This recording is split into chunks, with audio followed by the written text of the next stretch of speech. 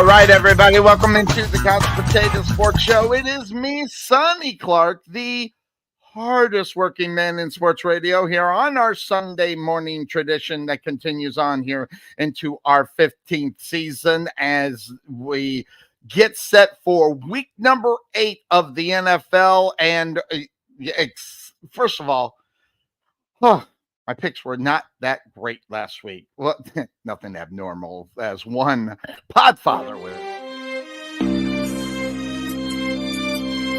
Yes, he would have a lot to say about my picks, but that's just who he is. He is the podfather. Good morning, my friend. I'm not in screen. I'm shutting the door.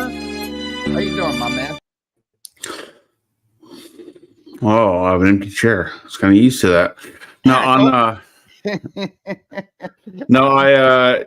Our picks this year have been very, very weird, because we go through every week that we're doing a show. We didn't do one last week, but when we do a show, we're all sitting there. We're all pretty much gung-ho and guarantee that we're sure who's going to do what. Then all of a sudden, a last-second Hail Mary by one team just throws it all. I mean, I still pick Washington, but you can definitely, just stuff like that. I mean, not every loss this year has been a blowout. A lot of games have been decided by 3 points or less, and it's just, we're all sitting there going, "Damn it!" Like when Houston and I can't remember who they played, but there was came down to whatever it was. It came down to the last 2 seconds of the game, and all of a sudden, Houston was ahead, but then they lost it or whatever. I'm going, damn it. Yeah, so it is what it is. It's the NFL, so it's why it's the best sport out there right now, because you don't really know. You think you know, but you don't know. Don't know. But that also being said, in the green room, the one, the only, and the man has met Cuervo as many times as I have. It's the one and only Obi-Wan. How you doing, Obi? Good to see you, my friend. I'm good. How are you guys doing today? Doing good. I'm still falling back. Yeah, and as I said, you've met Cuervo and I've known Cuervo for 15 years, and you've met him as many times as I have. One time, yes. But look at that.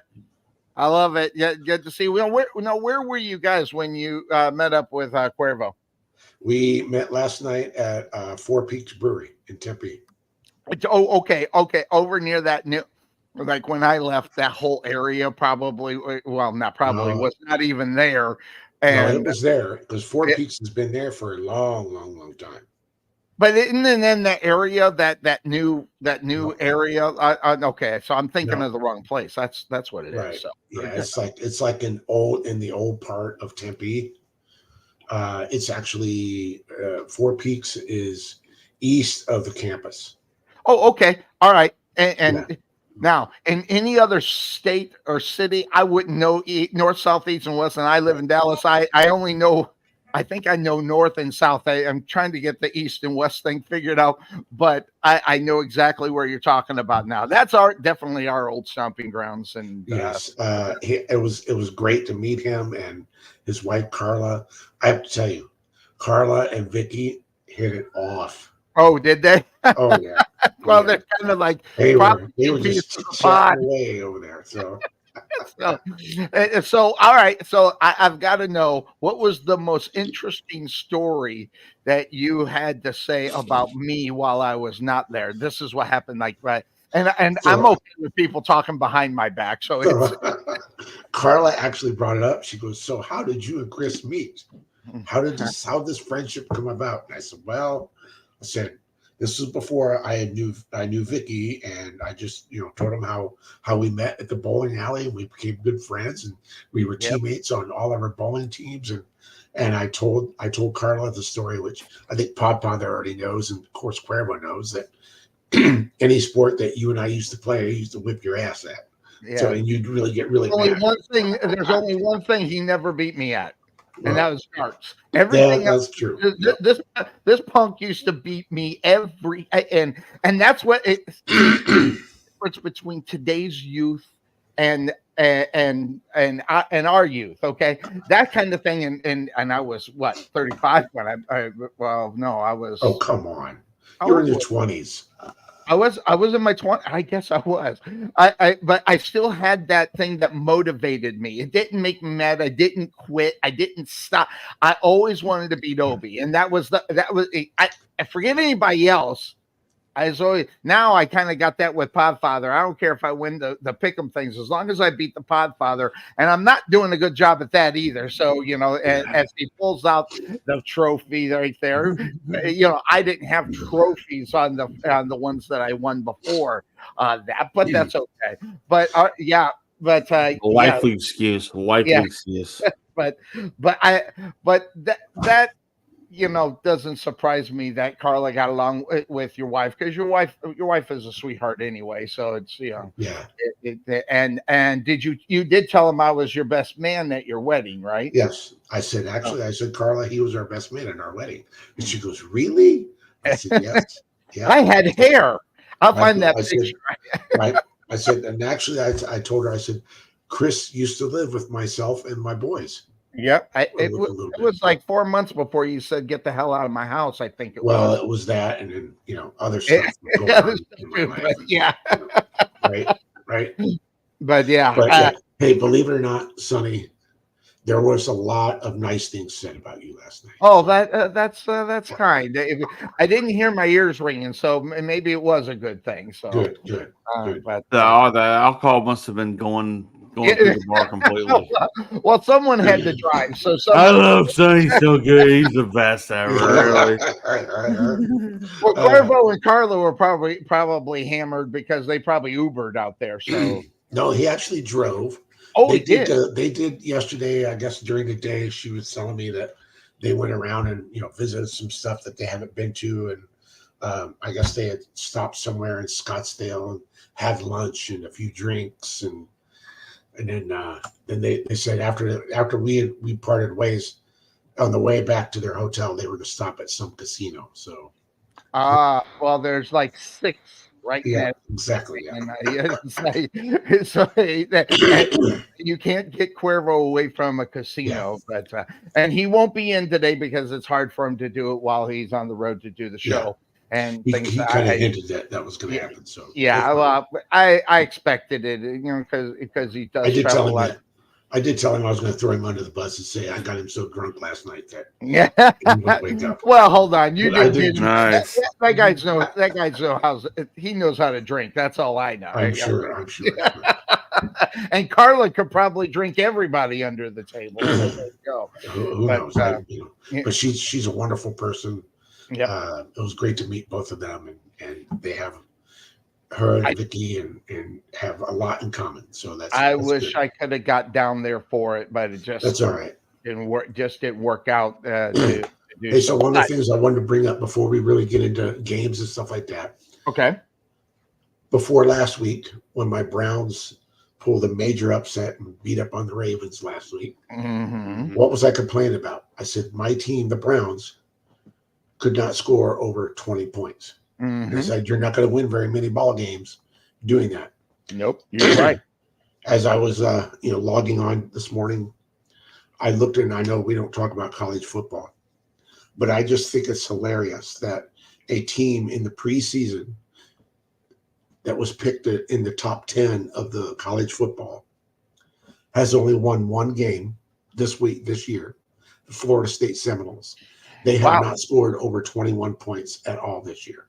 See, that's a very good, valid point. How many did they score last week when they put in Jameis Winston? I forget the We scored, what did we score, 29? Oh, there you go. That definitely improvement. I guess the question would be, how do you actually feel? You got Jameis Winston. Listen, I think I would. It's sort of like my political stance. Okay, anybody but Trump. I think you're probably along the lines of anybody but Watson. Yes. I hesitated because DTR is he's not ready. He is not ready at all. And I think, just let's stick with Jameis, and I hope to God that he doesn't get hurt.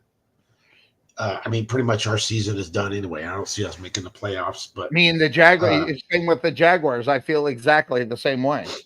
it's just it's been a rough year to be a Cleveland Browns fan. But I think Jameis gives us the best opportunity to win week in, week out. Yeah, and become the spoiler in reality, and Yes. that Podfather, your Cowboys, are they gonna, are they ever gonna win another game? Well, I mean, I got them winning 3 more games this year, so I'm not sure how they're going to do it. It ain't gonna be this week because you don't think so? No. I mean, and the reason why I say that is because usually after a bad game, they usually come out drilling pretty well. And that's who they've got today. I don't have the list in front of them. I think Atlanta's. Yeah, I think the Atlanta Falcons are beatable. With my guy Kirk Cousins and all. But I mean, sooner or later they're going to have to get out of this funk that they're in reality and win a game. And it usually comes to a team that's kind of subpar. Now, that being said, Atlanta being on top of the division, if I'm not mistaken right now, but that division isn't anything to write home to mama about. It's like the AFC South, for God's sake. It's Houston is tripping over their Johnson. So I can't figure them out. So that being said, we could jump right into this game. Why don't we do that? Why don't we go Cowboys? Cowboys have Atlanta. So we'll just jump into that because I think this is an interesting, sooner or later, I've got to stop picking them to win because I did pick them last week to win. And you picked them last week. Yeah, mine was a last second deal because I was like, you know what? The Niners are beat up. Yes. The Niners, I mean, if there's ever a chance for Dallas to steal one, this would be it. That's exactly what I thought. But at the end of the day, this team's not any good. Right. This team's not any good. Yeah. And the thing is, it all starts at the top because the man in charge doesn't think he did anything wrong. And let's be honest. What can the man in charge do now? One thing he's done now is that he's they put a little suspension on Ezekiel Elliott right now for disciplinary actions. So he won't be in Atlanta today. Do you know what that was about? They haven't said. But he didn't make the plane flight. But what did Zeke? What has Zeke done for you this year? Exactly. Nothing. So I mean, okay, great. Dalvin Cook, he's like Zeke. He's like Zeke part 2. Whoa. Okay, let me stop you there. You're wrong about that. Okay? No, I'm not. Yeah, yes, you are wrong about that. Dalvin Cook is 100 times better running back than he is, and yes, he hasn't played and everything else. But outside of Zeke's prime, he has been better than Zeke has been in the last years that he had played. I'm sorry, he has. Okay, and fine. At one point he was a badass after Zeke was supposedly the badass. Time out. First of all, last week he rushed for 12 yards. Oh yeah, and they put him in a lot of great positions. Yeah, they put him in a lot of great positions. Listen, Sonny, calm down. Okay, fall back a little bit. Fall back. It's okay. Wait. I forgot whose show this was. Okay, all right. It don't matter, asshole. But anyway, look. Here's the thing. That offensive line sucks. It does. That offensive line can't block anybody. They got no running game. Well, can you let me talk? No. What an asshole. But look, they can't. They have one receiver. CeeDee Lamb. They got nobody else. Yep. They got no running game. That was from Zeke. That's from Dalvin Cook. And yeah, I get Dalvin Cook is a better running back than Ezekiel Elliott. I get all that. That's all I want you to say. But right now on this team, currently constructed, no, he's not. Yeah. No, I mean you have no offense. You go up against a team right now on that is the 3rd-ranked offense in the league right now in Atlanta. As weird as that sounds, it's Atlanta.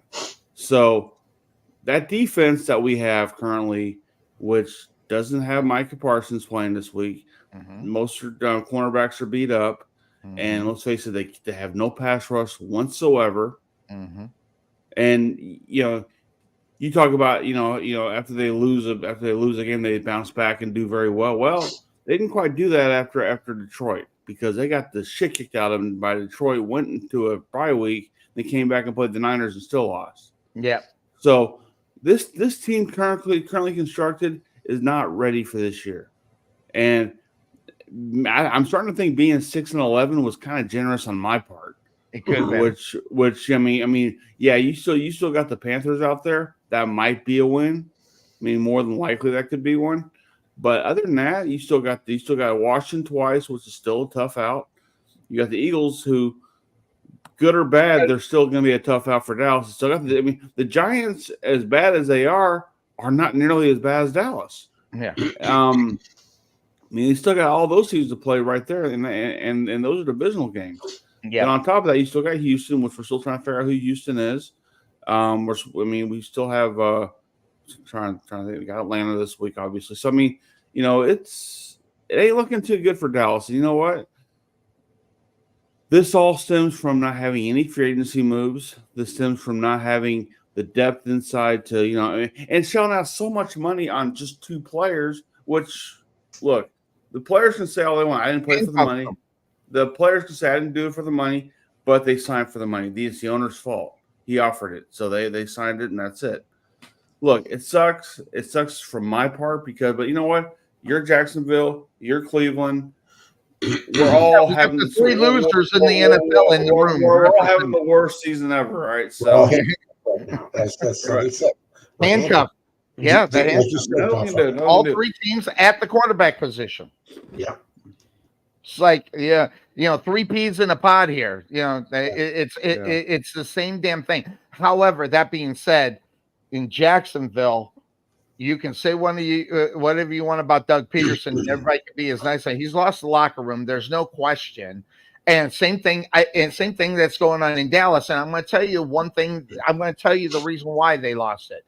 They took care of the two guys and forgot number 3. And I'm going to tell you right now, a Micah Parsons who's happy is a different defense. And I just believe that because he is your leader right now. You got Diggs on the other side. You wouldn't know it because he's been hurt for the last few weeks. Well, that alone, but if he got his money, I think everybody would be happy. I really do, because he would have a way to try to now. And then you got Diggs on the other side, who I've always said was overrated. The 2 years he got great interceptions, and guess what? He is nowhere to be found right now. Just exactly what I thought he was.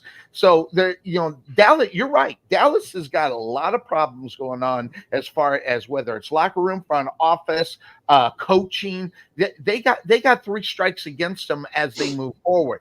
And as far as what Dallas is concerned, I can't believe that I am actually sitting here I'm going to pick the Atlanta Falcons in the game. And mainly because you're getting Kirk Cousins, even Kirk Cousins at the mediocre, what everybody thinks he really kind of is capable of beating these Dallas Cowboys, which right away tells me something about the Dallas Cowboys. And Jerry Jones made a statement earlier. He said that he was not going to get rid of his head coach during the season. That is the biggest mistake going into next season that you possibly can do. And I'll tell you the reason why. If they find the guy that maybe find a guy that can actually do it, he still has 10 weeks to figure this crap out. And that's a good time for an interim coach to go in, and as well as give the Dallas Cowboys time to do 2 things. One, go find that new coach, and then get the other personnel they need to be for next season, because like you said, they're pretty much out of it. So Obi, you see the plight that the Dallas Cowboys got going on. I mean, it's no really different than what you got going on in Cleveland.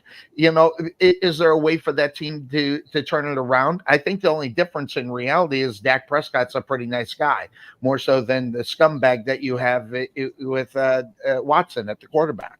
And hey, and Dak is healthy, and he's healthy. Yeah. I'm just going to, before I answer your question about Dallas, I can't remember if I said this last week, but I think Deshaun Watson played his last game in Cleveland. Mm-hmm. I think that should be number 1 priority. I know we're going to take a hit. Just do it. Just do it. We've already proved that this was a bad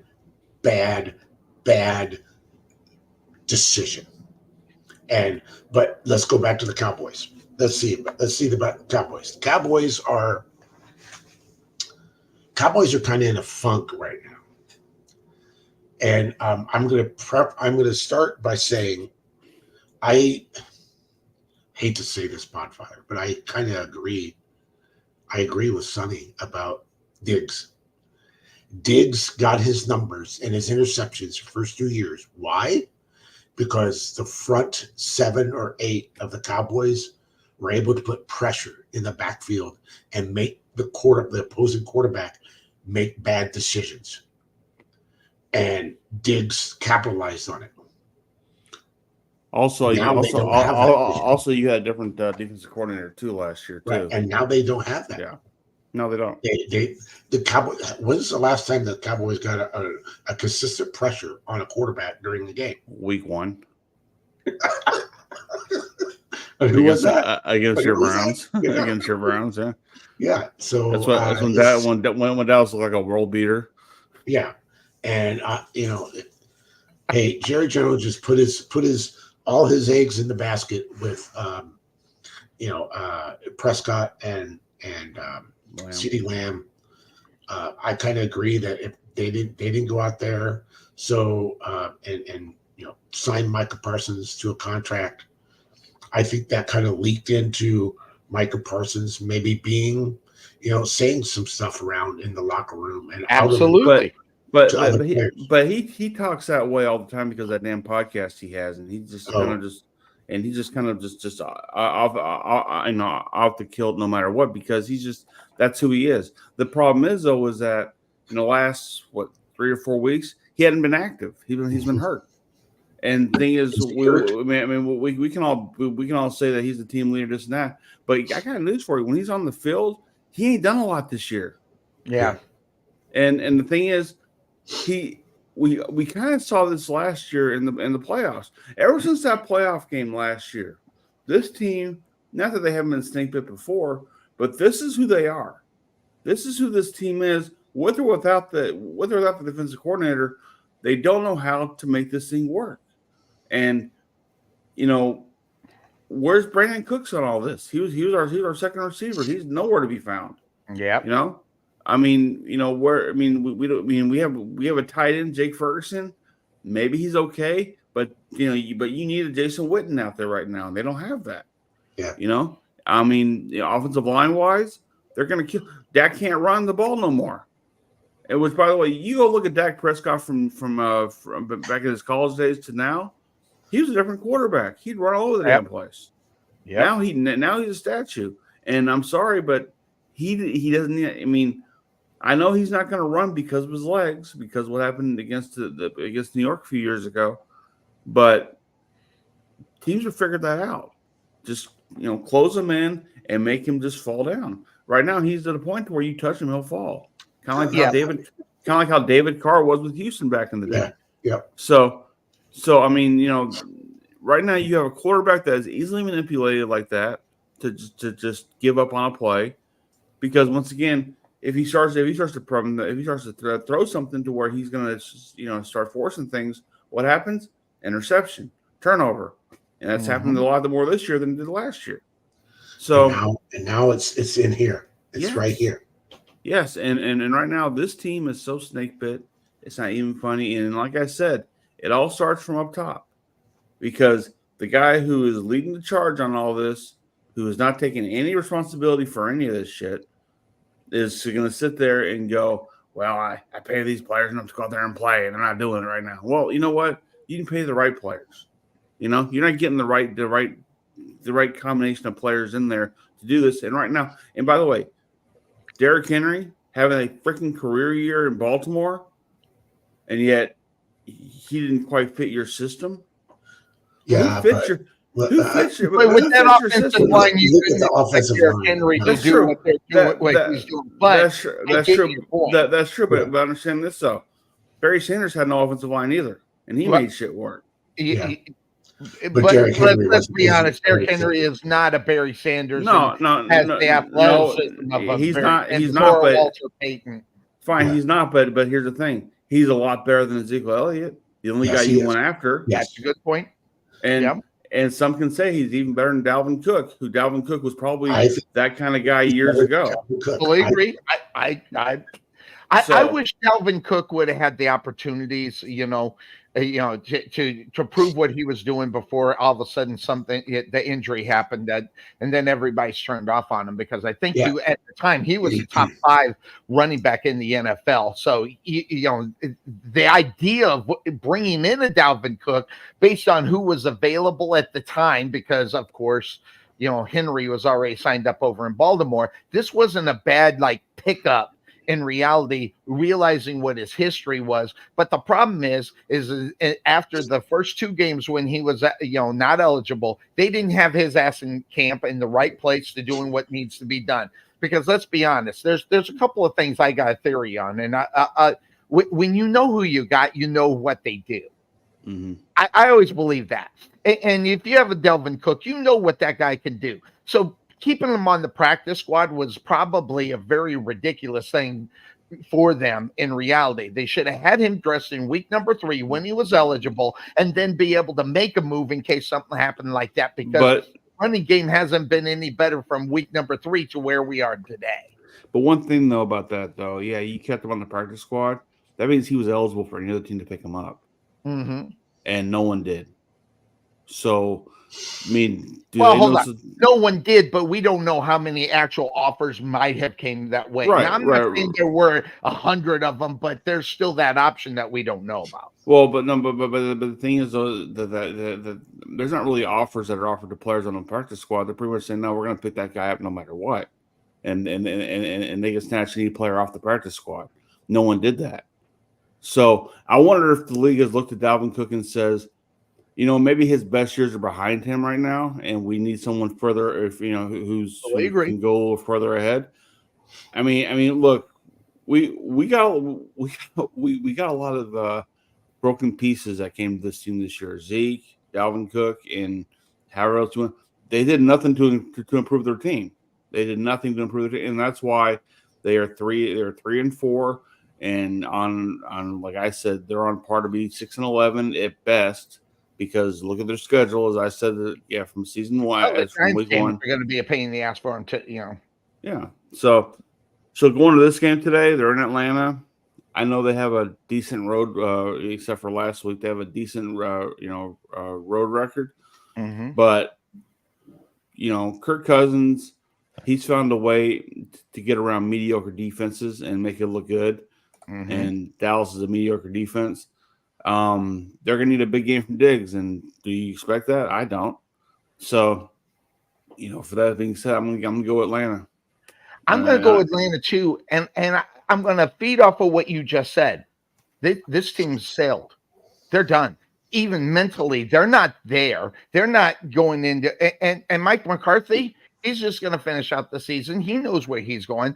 This team has mailed it in. They're done. And the problem is they're going to be the one that'll beat that team where we don't expect it, and everybody's on them, and they'll win that, and then all of a sudden everybody's, they're back again, and then they're going to drop in the next 2 weeks to be who we're seeing right now. So so the Dallas Cowboys do have a lot, and they have mailed it in. Unlike the Jaguars, and I'm not just saying this because they're my team, that this team will try to go out and win football games. They got bad coaching in Jacksonville, big time. That's where that problem is. But the players have not, given up. The combination with it being the Dallas Cowboys and where they are right now, the players know they're going to get their money, so they can give a rat's fat ass what's going to end up happening. That's the situation. That's one of the problems when you pay a Dak Prescott. Now, are you putting Dak Prescott in a place to win football games? No offensive line, only one wide receiver, and no running game. That's why I'm not saying Dak Prescott's the best quarterback. I'm just saying you can't put a lot of this on what's happening on Dak Prescott, because he has to try to be a savior because of the rinky-dink defense that they got going on. Obi, don't you think? Yeah, there's a lot being asked of Dak.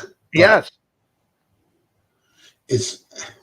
I don't know. I just really question, is Dak that guy? Is Dak the franchise quarterback? that Jerry Jones and the Dallas Cowboys and the city of Dallas, Fort Worth, thinks that Dak is. Is he? What has he done in the playoffs? Mm-hmm. Just like my Browns. Year 9, right, Podfather? Just like my Browns. Year 9 for Dak? Yeah, some of that. Yeah. 8 or 9, something like that. Yeah. I mean, the Browns, they were all in with Deshaun. And I'm sorry, that dude's best years were in Houston. And then when he had a year and a half to 2 years off doing whatever, weird shit that he did, To get massages.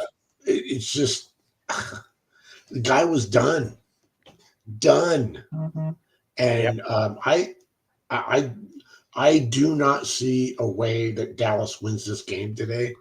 But Sonny, you were talking about this is, there's that game where everybody says there's no way Dallas can win, and they're going to come out and they're going to win, and they're going to quote shock the world and say, "Oh, they're back." This could be that game. Mm-hmm. I just feel like it's being played in Atlanta. Kirk Cousins is going to have all time of day in the back. That? Dude, come on. I'm not talking to Kirk Cousins like that. Kirk Cousins is this is going to be a W for the Atlanta Falcons. Now watch, they're going to just go out, and they're going to shit the bed and lose to Dallas, and everybody's going to say Dallas is back and look out, here they come, and if Dallas wins, it's going to be an anomaly. Definitely. And that being said, we have someone in the green room. Dig it, sucker. I can dig it week in and week out. And I almost had a withdrawal of not getting my weekly dose of this guy. It's the best smile on the internet. It's the one, the only Bryce from Brooklyn. What's going on, my brother? Good to see you. I missed you last week. Good to see everybody. Missed everybody last week. No show, but we're back at it. Yep. Sonny, can you pop that picture? You pop that picture up that was taken last night? I can't pop it up because in case you didn't know, wait, where? Oh, I'm on the wrong section. That's why. Right there. Look at this. Look at that. Wham! There it is. Yeah, and I didn't know Cuervo was that tall. No, or you didn't know I was that short. There's that too. Yeah. I love the picture. I'm a little disappointed because I came in here because I was dying to hear what the fine co-host of this show had to say about that game last week. Right. He is nowhere to be found. I'm very disappointed. Obi might have some insight on that because he did he even say anything about it, or was he too embarrassed to even talk about it? He did not talk about it at all. So I think he could have been embarrassed last night. Oh, Lord have mercy. I kind of didn't really want to bring it up too, because I knew it was probably a really bad sore and a cut, and I was afraid if I removed the Band-Aid that all kinds of bleeding would start. Yeah, and pulling out the hairs as you pull out the Band-Aid too. That hurts like hell. What is so funny about that whole situation is the video of the defensive back taunting the fans before that. That's That is hilarious. That's such immaturity, which is what you expect from guys that are that way. That having been said, before we go, we're talking Dallas, Atlanta right now, and we got Bryce from Brooklyn. I want to get his take up on the Dallas Cowboys. And I just kind of reiterated that sooner or later, this team is so bad, but they're going to beat a team that no one's expecting. Yeah, like Pittsburgh. Yeah, I can see it's Morgan, Cleveland. At least this time I can see the chair shot. I just couldn't do anything. But what's your take up on it? You got Kirk Cousins, which, listen, I do a lot of bragging about Kirk Cousins because I just like the guy because he's the best business mind in the NFL. Okay, you can say whatever you want about that. That guy's made more money than that guy should be allowed to even ever have. So I'll put that out there. That having been said, I kind of like him because of his business moves. But you got a guy with the Dallas defense being what they are, let's just say it's pathetic because that's what it is. Kirk Cousins can have a field day against the secondary, which is one of the worst in the NFL, by the way. I forgot what number I knew. I think it's number 26, if I'm not mistaken. That having been said, Bryce, when you're looking at Atlanta and Dallas in Atlanta, what's your take up on what you think we'll see today?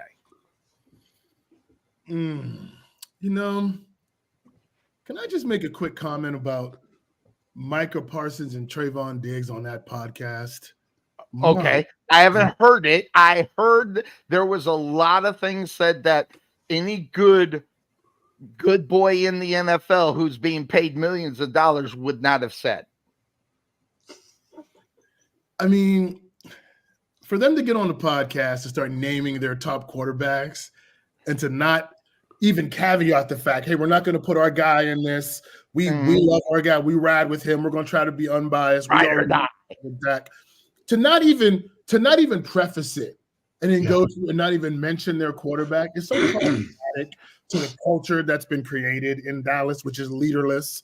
There is no leader. The closest thing to a leader on that team and organization is actually Dak Prescott. Or at least trying to show up and be as consistent as possible because he has no adults around him that really are interested in leadership. Absolutely. Leading a football team through things. So I just felt that was just goofy. It was goofy energy for him to get on that podcast and do that. He does that every week, though. That's the problem. I mean, he gets on the little podcast and just spouts off like he does. I mean, look, honestly, the guy's becoming a cancer in that locker room when it comes to disrupting the team, the flow of the team. But you know what though, Podfather? I'm not saying I'm always a little bit slow to use the word cancer because I think it's overused. However, here's the problem with what you just said. He's only getting his cue from the owner. so the real bigger cancer, right? The real cancer in the organization is the owner and GM, who displays no leadership, no accountability, and he teaches that to his players that you can win. Like it's about brand building over team and winning. So there's that piece. But to the game at hand, here's the thing with Kirk Cousins: if you cannot pressure him, to Sonny's point, he can make the throws, and they're 5-3. I don't think Atlanta's a great team, but they fight. They have talent. I like Raheem. The opposite of Jerry Jones is Raheem Morris. That's a guy that brings positivity to the locker room. That's a guy that people want to play for. Yes. That's a coach that, regardless of his flaws, believes in doing the right things for his football team. Mm-hmm. So, he's got that team at 5-3, fighting for a division, trying to be relevant. The games in Atlanta, Dallas has so many injuries, and I think trying to play against you still have Pitts, you have a professional-looking unit with Drake London. Again, not a great unit. I think Raheem knows defense. I think he'll have his team ready to play against Dak, where they won't have the lapses that the Steelers had. My goodness. I got the Falcons winning this game. It's going to be closer, I think, than you think, only because I don't think Atlanta's a great team. And I do think Dak on the field can throw it, and CeeDee Lamb's a load to deal with.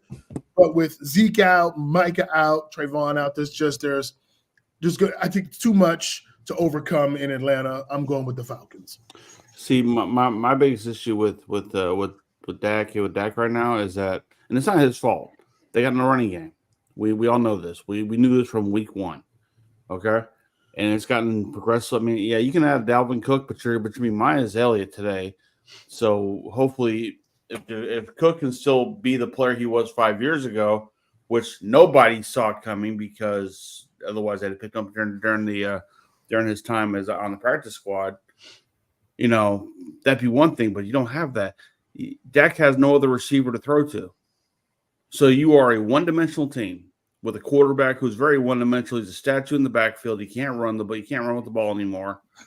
And that is all the ingredients you have to fail on your offense. And if you sit there and blame the coaches and look, this is what you have. This is what you put in place. speaking to Jerry Jones, this is what you have put in place, and you've made it no better. You made it worse. Can imagine that, but you made it worse. As I said earlier, 6-11 was being generous on my part. You look at the rest of that schedule. I only see one more guaranteed win, if you want to call it a guaranteed win. That's against Carolina, and they can squeeze out a victory.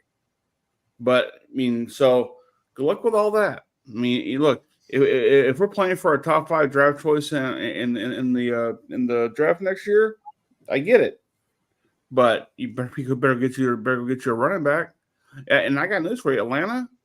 I love the running back. Bijan Robinson, love him. I think he's going to do so much more with that team. For a quarterback who can dink and dunk all he wants, they have a running back who can get to the second and third level if he had to. Dallas don't have that. So, I don't think this is going to be close at all. I really don't. I think we're looking at maybe if Dallas can score 13 points, it's a miracle. They might score 1 touchdown, but be kicking field goals the rest of the day, which they're good at. And I think 24-13 would be if I was going to go with a score, that'd be where I would go. Yeah, it's really interesting. We could do this. As far as that podcast is concerned, right? He could have been a Terrell Owens. You had to go dig that one up, didn't you? I did. It took me a second to find it because I had it in my archives. But I'm telling you right now, I think what Bryce said kind of tells the tale of where the Dallas Cowboys are. You can say whatever you want about them, but you have to defend them in reality in sports, right? You have to say the political correct thing. And here's the problem with this, okay? They're going to go and they're going to continue this podcast until Jerry Jones says, well, maybe you should stop doing that podcast. Maybe we'll give you a couple million not to do it. See, that's what's going to happen. I'm telling you right now, I see this all coming in. Until that money comes in, Micah Parsons is going to be all over his own team because guess what? He knows he's going to get his money, whether it's in Dallas or Kansas City next year. or maybe the Detroit Lions are out there, since they don't have Aiden, on the phone trying to get some Micah Parsons over there. You say whatever you want. There's going to be some movements with Micah Parsons, and he knows he's going to get his money. So his actions right now, whatever he's doing, whatever he's saying, are things that were never said by any football player on any football team no more than 10 years ago. Okay, so it's a new school attitude that's going on. Yeah, let alone they had podcasts. I was doing them, but yeah, no one knew. They have players weren't doing it because when the NBA players start doing their own podcast, the NFL players start kicking on that as well and start doing their own thing. Major League Baseball doesn't have time for that because they got a game every day. Yep. So they need to get that in all the contracts that they can't do it. I'm just saying that's what they got to do if they want to stop this nonsense. But players didn't want to let it happen because this is how the players make secondary money though because they get sponsors through their podcasts. Understand, but they also get fined they also get fined for criticizing the referees and everything else. If you don't think that they can stop what they are doing, I think as long as they get it into the contract, and knowing what the rules are. Do they only get fined if they only get fined though if they bab out during a press conference? Because during a podcast they don't get fined for. Oh, I got news for you. I bet you a dime they do. Because it has, and I'm telling you, you listen. Who said it? One of the coaches said it before. Said, "I like my money." So he's not going to say anything, whether it was here or anywhere else, because I got news for you. You can sit there. You don't hear coaches ripping on them unless the coaches got all the money in the world. You don't hear the coaches ripping on the officials, even though they probably have a right to do on many occasions. But my point is unless that's where, and I know people hate this thought or what I'm thinking, or I'm trying to control them. But at the same time, this is your brand. You got to stop them from bashing your brand. And whether that's you give them money to shut up or you make a rule to say, listen, you can't go out there and badmouth our football team. You're making us look bad. And I know it goes against all the things that people think about freedom of speech and everything else. I get it. But listen, the NFL, NBA, all these sports teams have been doing this for years. Now, I'm not saying that things that changed are not for the good within the new school, but this alone right here, what those guys are doing on those podcasts are definitely taking effect. And Jerry, you want to mess with somebody's money? Don't mess with Jerry Jones's money. I bet you a dime. There's been a lot of conversations behind closed doors about what's going on in that podcast. But Sonny, it goes back to what I'm saying. So you're telling me Jerry Jones is going to come tell someone to get off a podcast? He can't. Yes. Jerry Jones can't stop talking on podcasts. He Yeah, can't. hold on. I'm not saying it's not hypocrisy, and it's increasing. He's not going to do that. I know, but two his times ethos, a week. I get it. His ethos. I don't believe that's going to happen because his ethos is be box office. Anything that brings attention to the team, he's going to be fine with it. Just like that has changed, though. Just like they did with what happened with the radio station. It's never going to change. He's still going to do his show. He's still gonna have his tours. The only team, Podfather can speak to this, that has tours of people coming in while the players are trying to work out and do stuff. Players have come out back and said, "This is weird. Why are people coming in and touring our facility?" Because Jerry is about building, marketing, and the brand. Winning is secondary unless he's winning his way. You know, it's funny because you always hear sports as a business. And the Cowboys are proof that that's what they're trying to make the Dallas Cowboys a business. Yeah. But the thing is, though, at the end of the day, it's the sports part. The sports part is what makes you win championships. The sports part that makes you, make fans fall in love with this team because they're thinking this is what I used to do as a kid.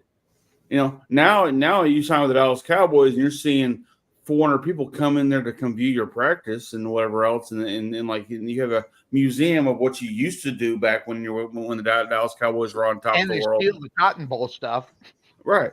So, it's not good. And the thing is, Jerry Jones is 82 years old. Okay, mm-hmm. This is Dak Prescott is the last big name quarterback he will probably ever sign. Okay, right. He wants this to work. This is his last chance to sit there and go, I put together a Super Bowl team. Because the last time he did it, he did with Jimmy's players, with Barry Switzer. The only thing he brought in there different was a new coach. Yeah. But he doesn't get the credit for that. He wants validation for having a championship that he brought in. This is kind of like the old Kobe Bryant and Shaquille O'Neal thing. Can they win separately? Yeah. Together they were great. Separately, could Kobe bring in the ring to himself? Could Shaq have done the same thing? That's all this is. Because it hasn't happened in over a generation by now, over 25 years plus, time is ticking. And I got news for you. The succession brand with the Dallas Cowboys doesn't get any better. Stephen Jones, Jerry Jr., all those guys, all they've done is learn from their dad. Oh, dear Lord. So we learn from the best. Well, you talk about the Cardinals organization, Bidwell. Right. The Bidwells have been disastrous for years. Right. Yes. Hey, the Cardinals look great in Jerry Maguire. The Browns the Browns look great in draft day. Dallas Cowboys ain't look good in anything right now. So it's not good. But look, this team is going to be what they are because of who's in charge. And I think now we're all seeing the Al Davis part of this entire thing. The Al Davis part of just won't let go of control, just won't let go of anything else. And this team will keep spiraling out of control until he dies. And then Stephen Jones can come in and he can have a hot girlfriend who thinks he's got a pretty smile, and that'll all work. But it will. But this team is fucked. Honestly, let's just call it. And Bryce, I feel bad on my part. that their only last win was against your team, a team that I thought they were going to lose to. Okay? So I'm upset for you, all right? But because it wasn't the game I thought they'd win. But I don't think they're going to win this week either. I think Atlanta's going to take it to them. Bryce, you think they win this week, the Dallas Cowboys? Do they bounce back? Do they figure out? I don't know how they do it. He already said no. No, I don't think they know. I don't think they know how. I think the Atlanta Falcons get the win. Yeah. No. I don't think the Cowboys win this week. That having been said, we're all on Atlanta. It's just the kind of way it works. Now we will go to the Steel City and talk about your Pittsburgh Steelers. All right, so, because I wasn't not on last week because I didn't answer. I had an opportunity to make a lot of money, and Sonny did. So I got to put it out there. Congrats to making a lot of money. Yeah. So that having been said, the Russell Wilson effect seems to be working. You know, and listen, I'm not going to say I was sorry. I'm not going to say wrong. Just say it. But I still believe though. You know, yeah. Parts of me. Okay, no, I think that's what it is. Parts of me wanted to see with a good head coach, with what they could do to straighten out, because I want Justin Fields to. I can't believe I'm going to say I want Justin Fields to be a good quarterback, to prove to the freaking Bears that they made the wrong decision. Now, you can argue back and forth right now if it was the right decision. We can do that based upon kind of what's going on, but kind of you can't, because really Williams kind of looks pretty good. They didn't lose that game last week because of him, things of that sort. But that having been said, I want to see Justin Fields be able to put it to the team that said, hey, we're going to build a team around you. We're going to build a team around you. Then they get rid of you. Kind of thing, just for that fact. Now, Russell Wilson, different story. I mean, because this is like he's been resurrected from somewhat the dead. I say somewhat because you told us about the stats and everything, but just how it wasn't very much successful with what was going on in Denver. So that having been said, the last, games here with Russell Wilson at the helm, what's your take up on it? And you got to be happy because there's W's up on or ticks underneath the W's. So, listen, if you want to go back and hear my thoughts, we can talk to the Podfather, because I think that clip of me and the Podfather and you, Sonny, talking about Russell Wilson, that's A1. I'm gonna pat us on the back. That is A1 analysis on this show. Everything Podfather said, every point he brought up, everything that we talked about here was on. So let's get everything we said was spot on. It was measured. It wasn't over the top. It made perfect sense. And it's what you're seeing from the Pittsburgh Steelers and the offense. Look, the Steelers have a competent offensive coordinator, very competent.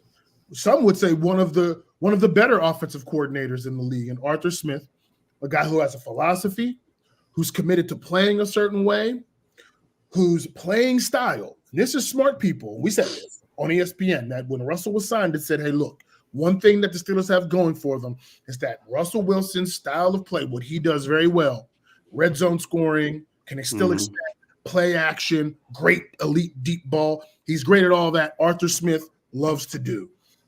So this was a great melding of scheme, coach, and player, which I always talk about. Coach and player is important. You got one of the best head coaches in football, at least in my eyes. You got a quarterback with an elite deep ball, and you got a really, really, really good offensive coordinator who knows how to put things together. I am not surprised, based on what we've seen from Russell Wilson in the past, that he is playing extremely competent, solid football. Confident, as well as confident. Yes. Matter of fact, I expect him to continue to do that. I don't know if Russell Wilson is going to be all world. I don't know if he's going to be great.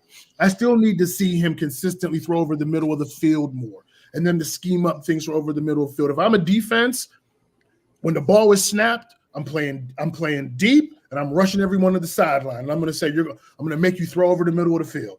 You're going to have concepts that have to test the middle, see if you'll do it. that's the way I'm playing against Pittsburgh. But they got the run game going. Their offensive line has been banged up, but they play consistently. They have a personality. The offensive line has done pretty good, even in spite of Roger Jones' struggles. Wow, he's technically a mess. And yet they've got the 4-string center in and a rookie right guard. But because they've got a personality, because they're very well coached on offense with Arthur Smith, they've been able, and Russ gives them the elite deep ball. Can't just run blitz every time because he'll hit you over the top. You have got a recipe for a team that can make a lot of noise. So it's a bye week. We'll see. Big games coming up. Now you got the big games with the Commanders. That's a dynamic young quarterback. If you let him get comfortable, that can become an issue. So we'll see. Well, they'll lose that game because of defense, not necessarily because of Russell Wilson. Let's be no. I mean, look. The Steelers could definitely, lose the football game. If they give up a ton of points. The Commander defenses, it's okay. But the Steelers have a lot of things going for them defensively. Najee Harris is running like a beast. Like you finally block, like you said, you finally block for this guy, and he's a menace. He's a load to tackle in the open field. And you got the quarterback who's throwing it downfield. We'll see if they make a trade. I'd love to see them get Darius Slayton. I love Slayton for this offense. They're going to be able to get him, really, though, in reality? We'll see. I mean, there's some talk there. I don't think they'll get Mike Williams because of the injury to Lazard.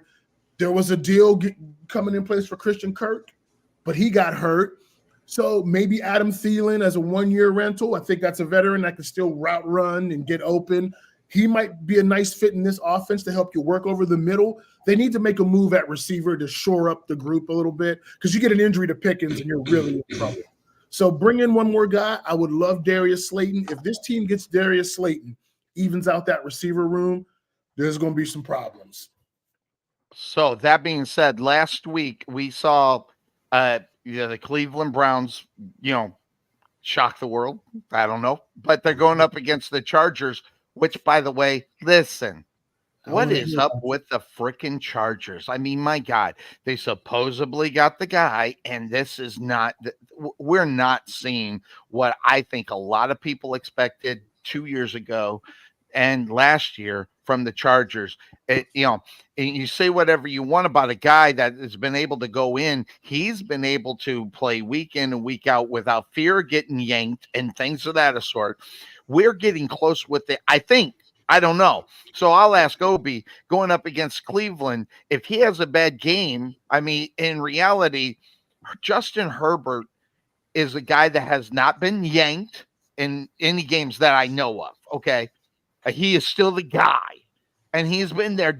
Now, this is his 4th year. He's been there 3 years, and so far has proven that he can't get that team over the hump, whether that his fault or not, but great quarterbacks figure that out.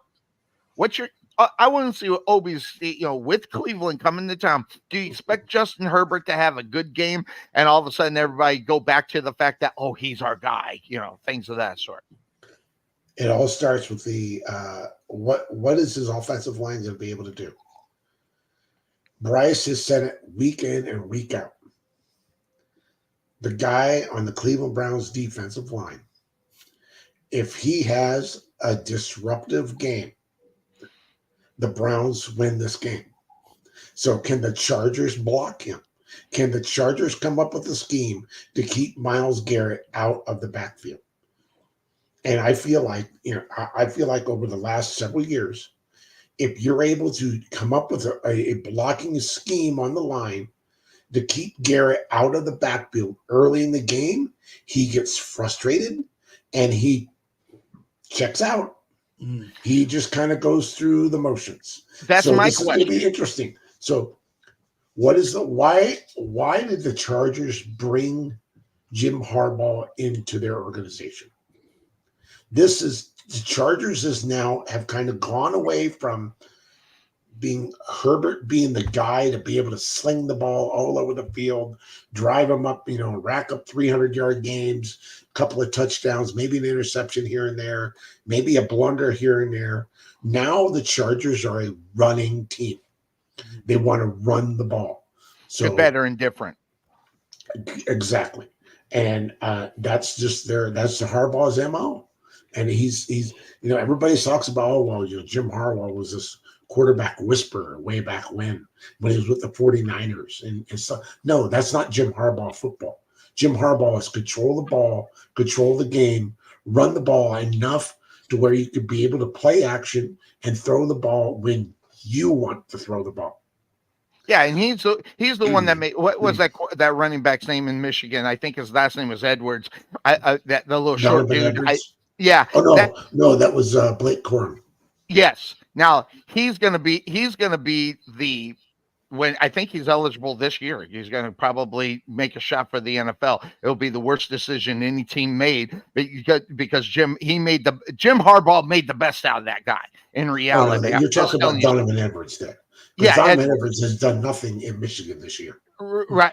Nothing. Wait, well, I'll be honest. I have not watched any Michigan games. I know exactly where they were going. Even if he did, you wouldn't admit he did anyway. But no. But even when they went up against Ohio State, was terrible if he had 1,000 yards rushing. I picked Ohio State when they were playing Michigan because of the this guy's not a good. He's a great college running back. He's not going to be a good NFL quarterback if anybody picks him up. So that is just one of the things I wanted to say. But Harbaugh, with the situation that he's got going on over there, as far as offense is concerned, Obi's right. He kind of did a 180 on what the offense of what you've seen the last 3 years with Herbert at the quarterback position. It is. It's more controlled. It's more paced. It's more NFL style football, not the new style of football that a lot of teams are going to based upon the quarterback's ability to run. So that's why you're seeing a change in what's going on in San Diego, or I'm sorry, LA. Still San Diego. It's still the San Diego Chargers in my heart. But this game's got me all confused. I want to pick the Chargers, but I don't know if they're ready to take that step with Harbaugh's new approach to what he's doing in games week in and week out compared to what we know will become there. But my problem is parts of me thinks that your guy on the defensive side of the line has already checked out. Not for the rest of the season, based upon where they are. And with all due respect to Tom McManus, I believe that players, when they are either in two places, contract problems or their team just sucks, they don't give it that 100%. They don't give it that 110%. I believe they give in between 70 and 75%, and that's what will lose you football games. You need that 25%. You want that 25%. You have to have that 25% if you're going to be successful in the NFL. Because if you go into a game at 70% of thinking you're going to lose a football game. Did I just hear Sonny do a Jack Nicholson Few Good Men thing? Man, I didn't know if anybody what in the hell. I just watched it last night. Speaking of Tom McManus, I hope you take this clip and play it for Tom McManus because it was great having him on. And look, he played in the pros, knows more football. Mm-hmm. But as a linebacker, how could he still go with Myles Garrett over TJ Watt? I just don't I don't know. Maybe I'll invite him on to where you can ask him that. That's going to be my first. I asked him this before. I'll never forget. And he actually went. I'm like, Tom, you are an old school linebacker, like one of the original Jaguars. I remember it. This clip. Remember it well. How could you not look at T.J. Watt and say that's the dude I would want over Myles Garrett? I just don't get it, man. I don't get it, Tom. I think part of it, and if anybody, I as far as guys that really kind of give it the truth, he always said. But I will say this: Tom McManus is probably thinking more about him more so than a whole team, because I think a whole team mental aspect comes into play. You can have one guy playing balls to the wall and the other 10 on that field not giving a shit, and you can't really see the 100% from a Tom McManus or somebody else. And that's what I'm saying. The Dallas Cowboys and the Cleveland Browns, think they've all checked out. And Myles Garrett, I think, needs to not be checked out in order for him to play to his potential. And that's the reason why when I look at this game, I don't want to pick the Cleveland Browns. And it's because of one guy. A lot of times it's the quarterback, right? What you're going to get from the quarterback.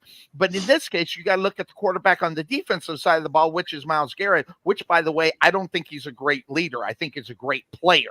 And there's a difference in reality. I think that's very fair. So when you look at the Cleveland Browns and what they got going on this week, I don't know if Myles Garrett comes in ready to play balls to the wall. I think this is going to be a really, really tough game for the Chargers to get the win. I'm on the Chargers this week, but the main reason it will be because of one player. Now, Jameis Winston, I expect to see Jameis Winston on who he is. I expect 2 to 3 interceptions. And now, the good thing about Jameis Winston, I'm going to say something good. That guy's going in with confidence up the yin-yang because he knows that guy ain't coming back. And you, just like you said, his backup ain't worth a shit. And he's not worth a shit either. Let's just be straightforward and honest. But that being said, that guy behind him ain't going to take his job. So his confidence going into that. So I think you'll have a confident offense. But whether or not that defense is going to actually show up and play for the rest of the season, that worries me. Go ahead, Bryce. I know you got something to say. The Browns versus the Chargers. But wait, Bryce, before you go, I just want to hear it. I want to hear it. I know you said it in our little, our group chats and everything, but I want to hear it here. And I'm going to just say, on behalf of the Cleveland Browns, you're welcome. You know what's funny? It always disgusts me that I have to watch those division games and actually root for one of these teams. Listen, look, to Sonny's point, Jameis Winston I understand why. I mean, he ultimately got benched, but you understand why a coach like Bruce Arians would initially start Jameis Winston, because Jameis Winston is the definition of no risk it, no biscuit. Why not? One thing he's going to do is fire that football. He's going to fling that thing downfield. He's going to give you 5 chances to intercept him. He injects a level of YOLO into your offense that, you're talking about getting drug tested right near your arm. He injects it right into your team. I mean, for good or for bad. So, and the Baltimore defense is just not very good this year, and that's their weakness. They don't stop the pass well, and Jameson can and will throw that thing. He does not care. So credit to them. They did what they had to do on offense. They dropped the Ravens' pass defense as a whole. Not only didn't they cover that bad hands, they dropped a ton of interceptions. Oh my Lord. There's 4 opportunities they missed with the ball in the air. Kyle, what's his name for the Ravens? I know who you're talking about. I can't remember. Why is it me? It's missing me, but my goodness. I mean, just right in your hands to end the game. Pitts? No. That's the tight end for the Falcons. Hit him in a bad place, the hands. But yeah, so look, respect to the Browns.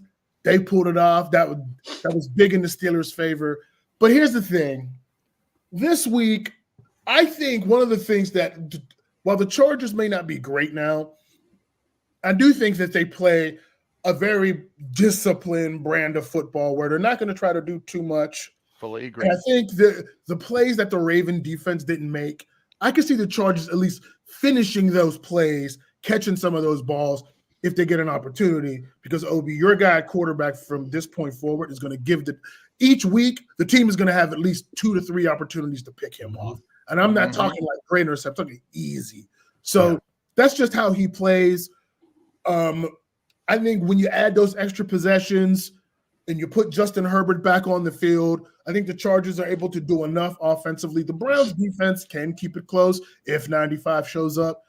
But ultimately, Obi, you're coming back down to earth. I don't see you winning this game. I got you losing to the Chargers.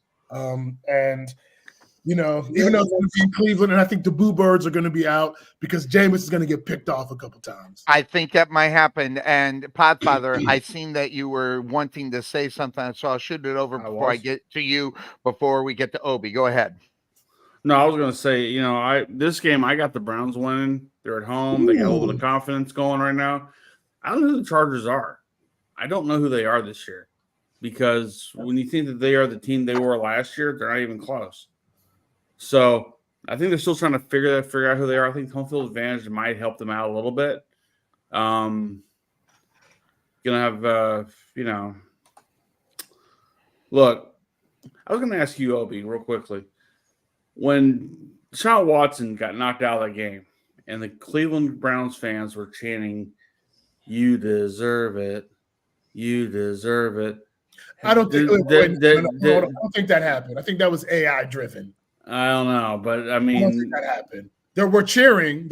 Yeah. I don't know if it was "You deserve it." Listen, I've known Obi for a long time, and he may hate guys, but he doesn't want to see what happened. Guys, I'm asking Obi. Okay. Obi, what was your thoughts? Were you right there saying, yes, stay down? Or are you going, God damn it, there you go. There's more money we lost right there. Well, what were you thinking? My thoughts were, I thought it was disgusting that the fans were the few fans, and I'm going to say few, I mean few thousand fans that were in the stadium that were booing or cheering that's disgusting. Right. I, like Sonny said, I don't like players. I do, but I never want to see a player get hurt.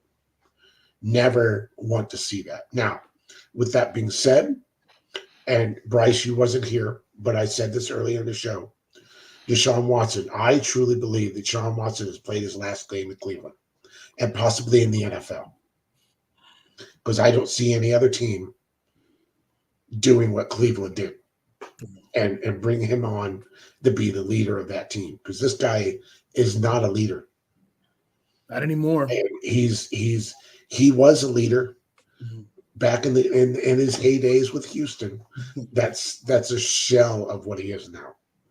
And I'm talking physical and athletic wise. He's a shell of what he was. And then you have on top of that, you have all of the mental, all of the emotional stuff that's going on off the field. The guy is done. Done, and spelled with all capital letters and several explanation points after that.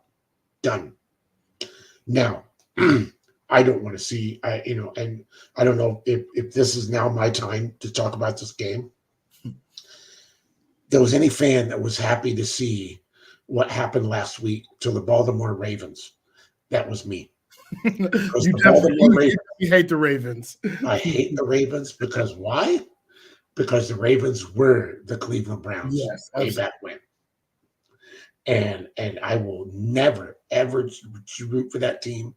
The Ravens are the New York Yankees to me. They are the Evil Empire and Michigan. Yes. Evil Empire. I will not, there was any team that I would love to see get beat by, 70 points every game, that'd be the Baltimore Ravens. So last week, that was great to see. Very unexpected.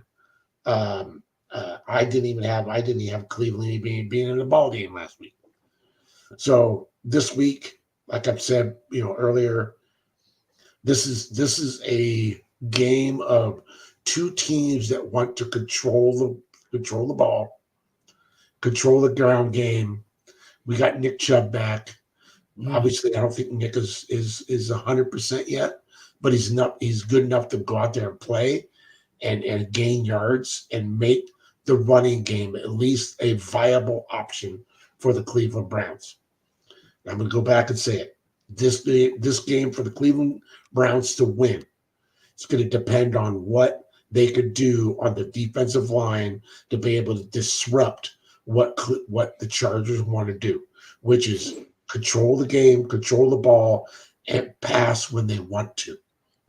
Now, if we could stop them and then start to make them pass the ball all the time, yeah, they have a quarterback in the backfield that could do that, but he hasn't done it yet this year. because he's never been asked to do it. And so I have the Cleveland Browns winning today because they're playing at home. I think there's been an injection in their arm last week, and I feel like that they're going to win this ball game, and it's going to be close. It could be 1, 2, 3 point game. The Big Mo is definitely in line here. Momentum, yes. Without that, if they don't have any momentum going, they don't have a chance to win the football game based upon what that history is for the last last few weeks that we've seen. So but my problem is I actually want to see Cleveland win this game. And the main reason is because when you have a Jameis Winston do what he does as far as interceptions, we get a lot of fun to laugh about it. But in 2 weeks, it's going to be the Browns and the Steelers again. So I want to see a Jameis Winston going in full clock ready to go and then get his clock cleaned by the Steelers. That's what I want to see. I'm writing the story right now. We're not there. I'm focused on the Commanders, but we'll get there. Yeah, I'm focused on couple of weeks. Couple of weeks. So get Jameis and see. But now I will say this, and I'll believe what I read. Okay, I'll believe. A lot of times I don't believe what I read, but Jameis Winston has a way with his players that he can motivate his other players. And I read this and I was like, how do you motivate when you don't win football games? Well, that's because you got a strong mental patch with people. Now, I'm not saying he's strong mentally on the playbook or within plays, but when you can sell what you're selling to people that normally don't buy it, it changes the atmosphere of your football team, whether if it's talent-wise or not. I think that's a big deal for Jameis Winston coming in with his team believing that he can do it, more so than what they are paying astronomically to a guy that, just goes for every weekend for a happy ending. So, it's just one of those things that if he can motivate that football team, at least offensively, I don't know what they're going to have to do defensively. That's going to have to be Garrett's responsibility. And I just don't think he has it per se. But I'm on and Pop Father, I was away. Who did you have in this game? Who are you going to pick as far as Cleveland taking on the Chargers? I picked Cleveland. You picked Cleveland. Oh, that's right. I was here. I missed it. So what makes this game interesting in a couple weeks, Pittsburgh and Cleveland, is that the 2 weeks prior to that game, the Steelers play the Commanders and the Ravens. Man, you want to talk about mental, physical, they could come into Cleveland. They could be mentally and physically beat up, but it's always, it's a rivalry game. Yeah, absolutely. And it's going to be very interesting, especially if Cleveland can win today and then win another game, come in on this 3-game winning streak roll. Pittsburgh, Cleveland. Oh man, you want to talk about a script that Sonny has written right here, saying that this is going to be a big game. It is. I said this early on. I said, Cleveland. Cleveland doesn't have a shot to make the playoffs. I'm sorry, they don't. They don't have the players. They don't have. It's just it's been too much of a big hole that they dug themselves in the first 7-8 weeks of the season. You've been saying that around this week for the last 25 years. That same exact. I'm sorry. There it is. Lariat City. Lariat City. He couldn't wait to take me to Lariat City. He couldn't wait. So this could be fun. It's gotta be fun. Let me throw some cold water on this for a second. Yes, when we play division games, they're always going to be tough. I expect it. That's why you love it with some of you. But here's the problem with some of you media people here on this show is that some of you seem to forget that while it's great to see great quarterbacks throwing it all over the yard and everything, there is another side of the football, and it's called playing defense. And some of these, and Pittsburgh has played the better defenses in the first half of the season, regardless of if the teams weren't as good. They played some defensive teams. They played some teams with some defenses that got some problems, that'll give you problems. Now moving forward, it's more about the offenses. So while these games will be tough, these defenses right now ain't scaring me like I thought they would. Commanders, to do some good things, not world beaters. The Raven defense looks slow. That is not the Raven defense we're used to. So I'm looking at that matchup like, hey, listen, we could do some things. And I look at the Browns defense. I see 95, but you know how I feel about him. I don't see a world-beating defense. No. So let's pump our brakes on this getting beat up. Pump the brakes, right? Aren't built to play defensively like they've been in the past. Our defense is the best defense in the AFC North right now. That's debatable by far. But guess what? It is the time of the year where it starts. It's November, baby. And listen, all bets are off. When you hit November and December, all bets are off, depending on where they are in the standings and what they're doing. Okay, and here's what November does. November tells you if you're good enough to make it to the playoffs. Now, whether or not you'll win in the playoffs, that's not the point. It's whether or not you can get to the playoffs. Where you are in the standings, if you can start winning the game to sneak in when you don't think you can. Or, and by the way, we've seen that from AFC North football teams for years and years and years, sneaking into the playoffs on the weeks, back in the day, 15 and 16. Now we got 17 and 18, but sneaking into the playoffs and getting there.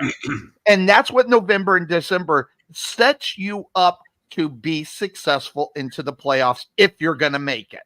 So now how you get to the playoffs is a total different story as well.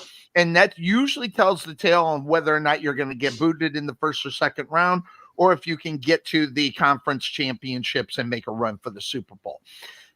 When I look at a lot of teams in this NFL, I only see, I think I'm not sure who I was talking to.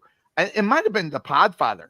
I only see 3 in the AFC and the NFC that can make that Super Bowl run right now. Yes, you can accept to see them in the AFC and NFC playoffs, and that's not many. But what does change? November, December brings more teams into that thinking right now, because that's where they are going to, they're going to decide whether or not they're going to have stones or whether or not they're going to go ahead and, get them cut off. So that's where we got to figure out what team's going to be able to step into that. And that's usually where we find them in November. And that's going to be fun too, by the way. But then you got the Clevelands, then you got the Cowboys, then you got the Jaguars, who are going to throw a monkey wrench into a lot of teams that maybe they'll come in and basically be the reason why they don't make it to the playoffs. So it's going to be really interesting to see what happens here in November. So I was just looking this up because you were talking about, your defense, the Steelers and everything. I agree. They're a top defense in the NFL. I just looked up the team defensive stats and points allowed per game.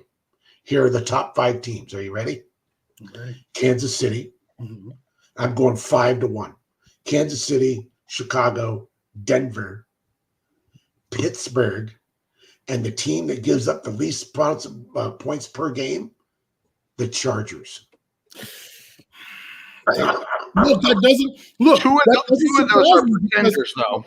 To the Podfather's point, the Chargers may not have many things right now because of their talent that they do well, but they are a coordinated group that does like basic stuff consistently, and it's not flashy, because Harbaugh's redoing the program, but they got a quarterback And that doesn't surprise me. Like they're kind of boring, but they're going to keep boring's going to keep them in games. They're playing a style of football that they feel they can use to win. Let's keep it close. Maybe our quarterback can make more plays than the other guys, and we get out with a win. That's Jim Harbaugh football right there. But that's been Jim Harbaugh football for the last 20 years. Yep. So there's a guy that doesn't change he doesn't change what he does, and sooner or later, I mean, I always think this, especially like in a Harbaugh situation and a Mike Tomlin situation, I think they've been figured out. And I say that with all due respect to Bryce and Brooklyn. Before this year, their defense is definitely defense is going to keep them in a lot of games. But the years before that, parts of me think they had Tomlin figured out. They had these great coaches figured out on what they do, and they're just not getting it done because maybe they won't throw a curveball every once in a while. They'll say Arthur Smith is a great example of that, and I say that because you're seeing what he's capable of doing with a different style quarterback that they've had in there as far as that. So you got to be willing to throw the curveball every once in a while, okay? Because if you keep throwing straight balls, they're going to knock them out of the park.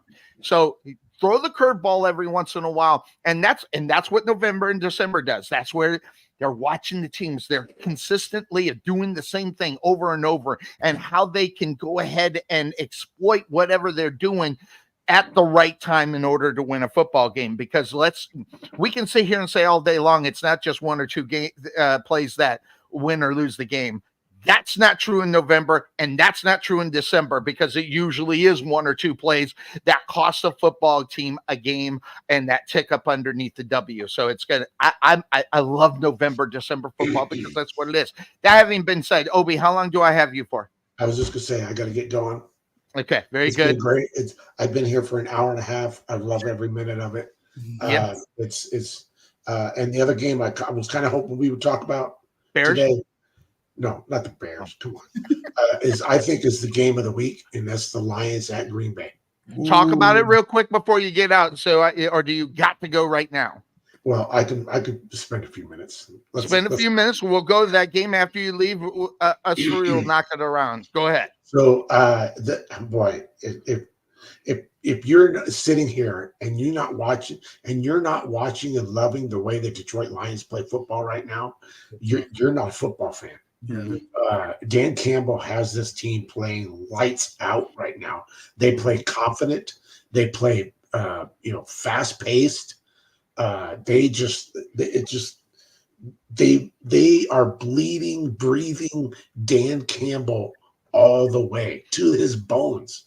And this team, man, the Detroit Lions, they exude confidence, and it doesn't matter if they're down 10 early. They just they control the ball. They have this two-headed beast in the backfield with David Montgomery, Jahmyr Gibbs, both run with attitudes.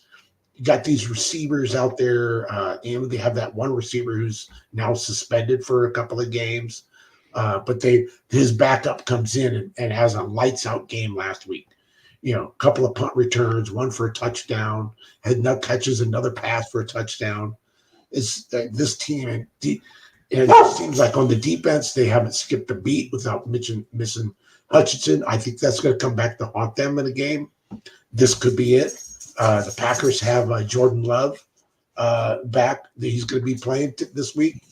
So this could be an interesting game. And I feel like that this could be a high-scoring, close game. And I picked the Detroit Lions to win today at Lambeau. Man, I'm a day late and dollar short. It's week 9. I said week 8, and I was going to say something, but I don't want to interrupt you. I just oh my gosh! I just realized that I put the wrong one in there. But that having been said, when you're looking at this game as far as Detroit, I'm just going to say it. There's 2 guys that can be got for Detroit, and they better go get Max Crosby, and they better just sell the farm. Because without you can sit and say whatever you want about how everything is going well on the defense or on the offensive side of the ball, without Aiden in that lineup, guess what? Not going to The Jag Squad. You're going to lose football games without him. That's the impact of that guy. So they need to go get the Max Crosby that is out there that can be gotten. And there's another guy. It's slipping my mind. There's another guy that can be gotten. I'll figure it out. Yeah, well, Myles Garrett is one, but I don't think the Browns are going to let him go. I don't. I think they're going to keep him. Micah Parsons. Micah Parsons was the other one I was thinking of. Thank you, Podfather. You're not going to let him go either. No, but here's the thing: hold on. If you're not able to resign him, what can you get him for? They're not going to trade. They're not going to trade Micah Parsons. I get that, but I'm saying they can't afford him, so they're going to let him walk. Wait. No, I think there's a great chance for Micah Parsons to be gone. And and Obi, I know you gotta go, so I just we'll see you guys later. Donovan Jackson looks like a Pittsburgh Steeler. That's what I want to see. So Obi's head can explode. I want to see that offensive lineman from O State playing in Pittsburgh, so Obi's head can explode. Yeah, that's why he bailed out. So. Yeah, he didn't want to hear. He didn't want to hear any of that foolishness. But Micah Parsons, depending. If I'm not mistaken, I could be wrong because that happens, he doesn't have to stay in Dallas. I mean, this is the last year of his contract, isn't it? No, next year is. Next year is, but he can decide to check out. And listen, I agree with you. I don't think if the Dallas Cowboys are smart, they better figure out how to keep this guy.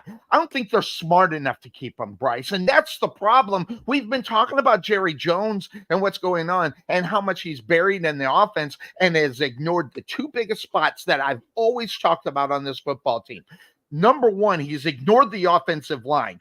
In the draft, they had opportunity after opportunity after opportunity to get those good number one draft picks on the offensive line, which has been Dallas Cowboy football when they were successful. And when they started going away and drafting, the last good offensive lineman that they drafted was Fredrickson. And they reached for him. Okay, so they don't even have anybody in their radar, as far as we know, as far as grabbing up a first round. And you got to get these guys in the first round. And the reason being is because they're going to be your future, not just for the rookie year, but the next 5 years. And when you got Dak Prescott doing what he's doing, if the Dallas Cowboys do not go in the draft, offensive line, I don't give a rat's fat ass who's available. Okay, you have to get that offensive lineman to start protecting your quarterback. And then you got to go get a top free agent for the other side, whoever you decide to draft. Period. End of story, because that's where Dallas is going to be. They can always try to tinker with the defense and find a guy on the defensive side of the ball to step up. But when it comes to points, you got to have those guys. And you already sold the farm. You got Dak for 5 years. That's what's going to happen. It's guaranteed 5 years. You better protect your quarterback. And the Dallas Cowboys haven't been doing that for the last 6-7 years. 4 years. Okay, 4 years. You're right. Apology. But the point is, you got 4 years that you need to invest in protecting your, $60 million man, and never mind your wide receiver out there. You better get a good option on the other side, so CD isn't going to be doubled, because guess what? That's all they're doing now, because they don't have anybody worth a shit that anybody can cover that is a mediocre defensive back, and that's where the Dallas Cowboys need to go, as far to pick up into that. So that having been said, we've got a lot of football games that we got to talk about. Bryce in Brooklyn, I'm going to let you pick the next game. What is the game that you want to talk about? Because unfortunately for you, your Pittsburgh Steelers are not in action. They are on the bye. Who do you got coming up? What's the team that you want to talk about? We are on the bye. A lot of interesting games this week. To Detroit and Green Bay. Let's get a little bit. Let's pick our picks. Yep, Detroit. Well, let's talk about it. Aiden's not there. It changes say whatever you want. That guy changes the dynamics of this football game. This game is in Lambeau. That's another thing. Both teams have won 6 games, but one has lost 2 and the other one's lost 1 because of the bye. I think we got for everything I'm reading, we got a healthy quarterback in Green Bay, ready to rock and roll. So I'll throw it to the Podfather. You've kind of been looking at the Detroit Lions for the last couple of years, liking what you see, and I know you like what Mhm. you so far this year. But what's your take going in Lambeau, where all the ghosts of the NFL go to live after they die? Yeah. Okay. I don't think Dan Campbell's scared of the ghosts of Lambeau Field, and he shouldn't be. His team is a front runner in the NFC this year, and they got to make an example out of their division. One way to do it is get rid of the Packers today. Do it at home. I mean, do it at their home field. Let them know that they're not where they need to be. Mm-hmm. Jordan Love, he's still come off an injury.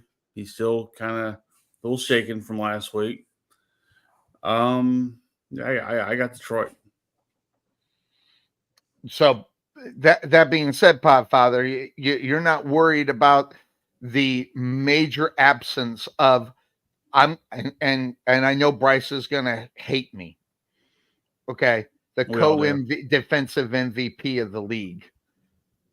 You don't have that guy on the football field. Yeah, I just said a co-MVP next to your guy, TJ Watts, co-MVP defensive MVP to this point of the season. Who, Aiden?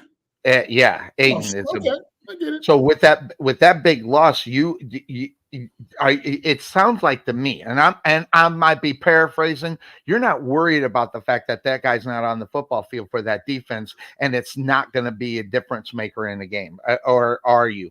Well, excuse me, but I was shooting at the Podfather because he answered that question really quick, and I wanted to get his take up on losing a major, cog on the defensive side of the ball. Sonny, do I look Yes. worried? Do I look worried? No, it was just surprising to me. I'm worried about it. You're talking one player.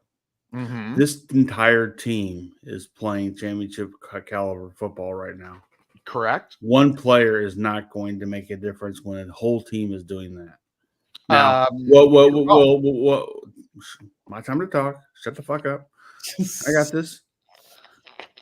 So, look, I get what you get with Aiden Hudson. I get that. And it might take a few players for Detroit to equal anything near that. Mm-hmm. But they ain't worried about that because that mindset in that locker room is win, baby, win. And do it for Dan Campbell because last year they lit the NFL on fire. Says we're here. This year they're showing that they're here. This ain't like Houston to where everybody was like surprised going, oh my god, look at this Houston team. What they do next year, and all of a sudden they're kind of shit in the bed this year. So Detroit's for real. With or without Hutchinson, they're going to be for real. And I ain't worried about the ghost of Lambeau Field. I ain't worried about Jordan Love. Jordan Love ain't no Aaron Rodgers. He ain't no Brett Favre. I ain't worried about that stuff right now. Now, he can get there eventually, but it ain't going to be this game. He's there. Detroit. He's there. He is there. Aaron, listen, you can say whatever you want about Aaron Rodgers, Brett Favre, and all the other ones. I'm telling you right now, the quarterback for the Green Bay Packers is there. Okay. Oh, I'm not saying he's not there. I'm saying he's not to that level yet. Oh, yes, he is. Being, what Favre and what Rodgers were considered at that time. Oh, okay. Gotcha. I'll agree with that. But he is the shit right now. I'm telling you right now, he's the shit. Up there, that's all I got. But here's the thing. The difference in games, okay, is when you have a good quarterback and you can do it, great, it's wonderful. But when you don't have the defensive player that, listen, say whatever you want. They were leaning on Hutchinson all year long. So Bryce, I'm going to throw this out here because what Podfather said that they ain't worried about Aiden. If you throw that on the foot of the Pittsburgh Sailors and you say you're not worried about not having TJ Watts on the lineup, I think your opinion would be a little bit different in reality, based upon your experience with the TJ Watts and how great he is. So would you feel the same way that the Podfather feels about not having Aiden in the lineup compared to a TJ Watt? No, I would not. I gotta head out after this, but okay, I would not feel the same way. That's a big loss. Here's why I'm going with Detroit. in this matchup, though, because I feel the Detroit Lions, in order to make up for the loss of Aiden, lean into physical football, time of possession, running the ball to keep Jordan Love off the field, to give him less opportunities to exploit the fact that Aiden Hutchinson is not there. I really, to the Podfather's point, the Detroit run game is what really makes that team go. And they're going to lean on that. I think Gibbs in that bunch is hard to stop. They play physical. I like the Packers, but I think in the physicality department, I'm going to give Detroit the slight edge. And I think that's what gets them over the hump this week to win the game on the road in a hostile environment. I'm going with the Detroit Lions. Gotcha. Good. I'm going Green Bay. And I'm going Green Bay is because you talked about it, about your football team. The trajectory of what I am seeing. I don't know about anybody else. I don't know who's watching what. But from what I'm seeing from Green Bay, and by the way, I hate the Green Bay Packers. I love me some Jordan Love. Okay. Jordan Love has defied the odds since he had to go in there in replacement of Aaron Rodgers. But if you think about this, and you know what the big talk is about, quarterbacks coming in and they're not capable, coming in and look what they did with Aaron Rodgers and look what they did with Jordan Love. They carried the clipboard for 3 years and were not thrown to the wolves. And back to Podfather's, what he was talking about as far as Justin Field plays right into that. If that guy could have carried the clipboard, could he have been better? Could he have been? But then again, they had Aaron Rodgers in front of them, and Aaron Rodgers had Brett Favre in front of them. So they get a lot of knowledge of the game, but they're getting it from the greats. Now, you're not going to get it from Justin Field from a great when you're with the Chicago Bears, because they haven't had a great quarterback, and I can't even count how long, and I'm not even counting McMahon. He was good, but he wasn't great. I can't give it to him. But that being said, that's the difference between having greatness at quarterback and carrying that clipboard and being what's going on. And I think that's the difference in today's game, where these quarterbacks are being thrown to the wolves. And sometimes that's good. Sometimes it's bad. Sometimes guys connect with it. The guy in Houston, his name's slipping my mind. He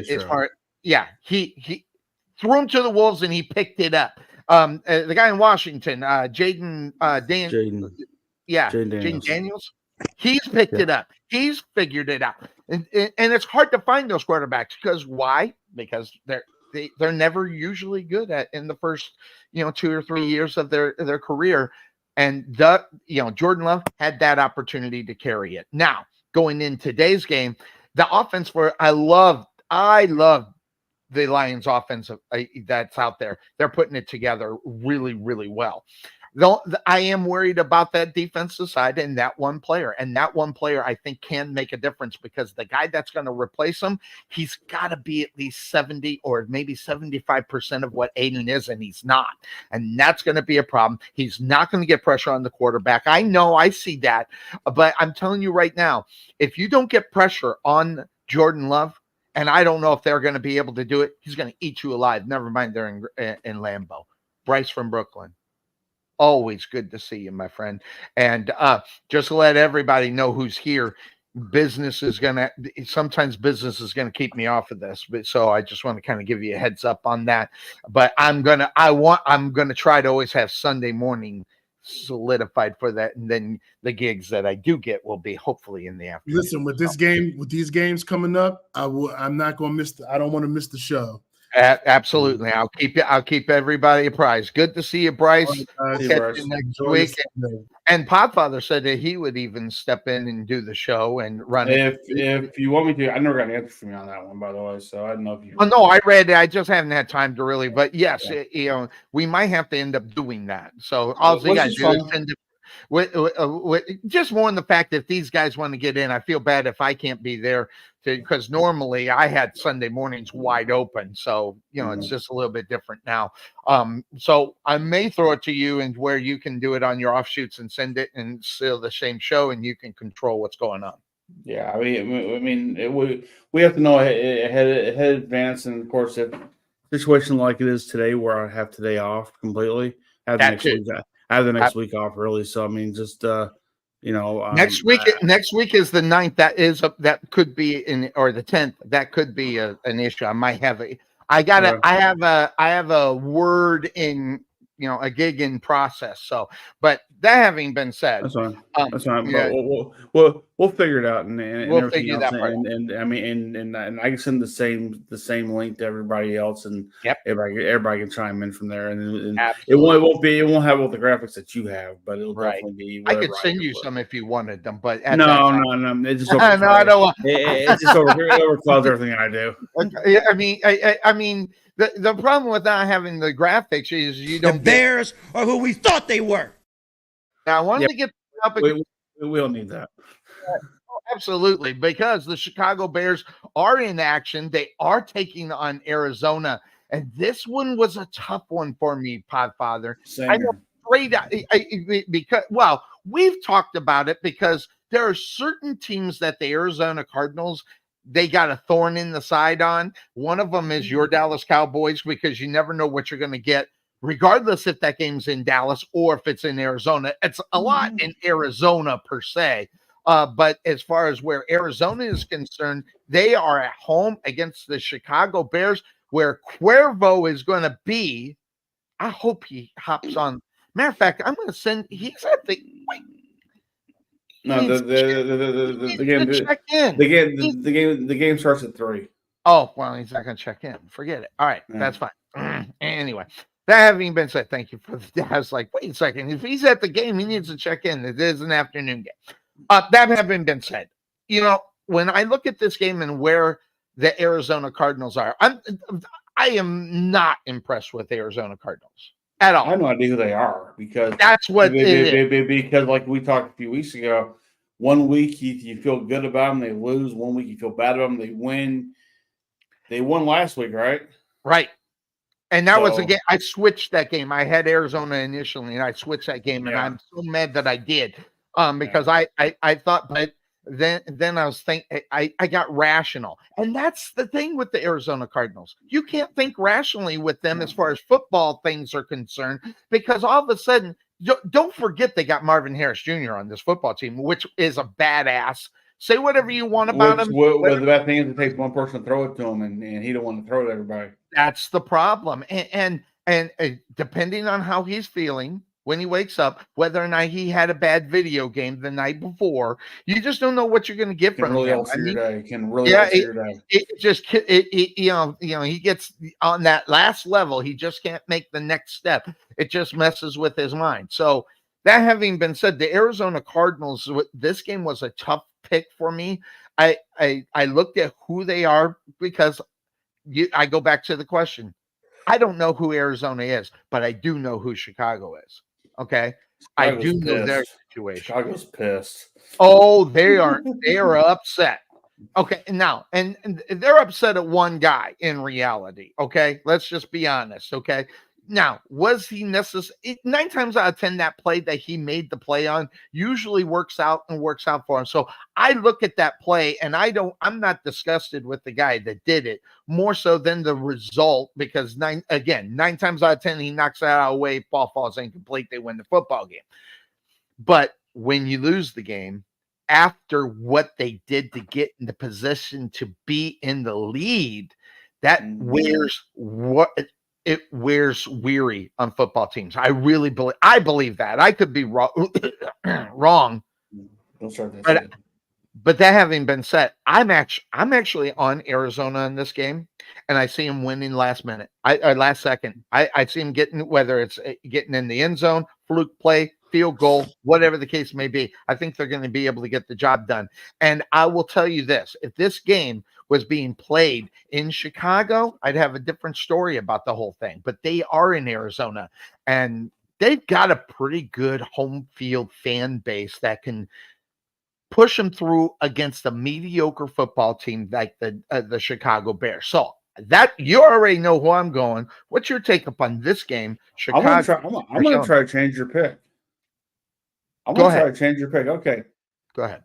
If last week showed us anything, Okay. That coach of the Bears, if he was smart, which that's debatable, he tells every one of his players, guys, until that scoreboard says 00.00, you don't go celebrating, because that you doing that costs this game.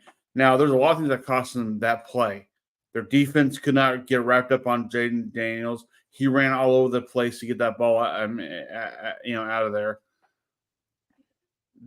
It's an anomaly. Hail Marys never really pan out, but it happened. It worked, and the Bears lost.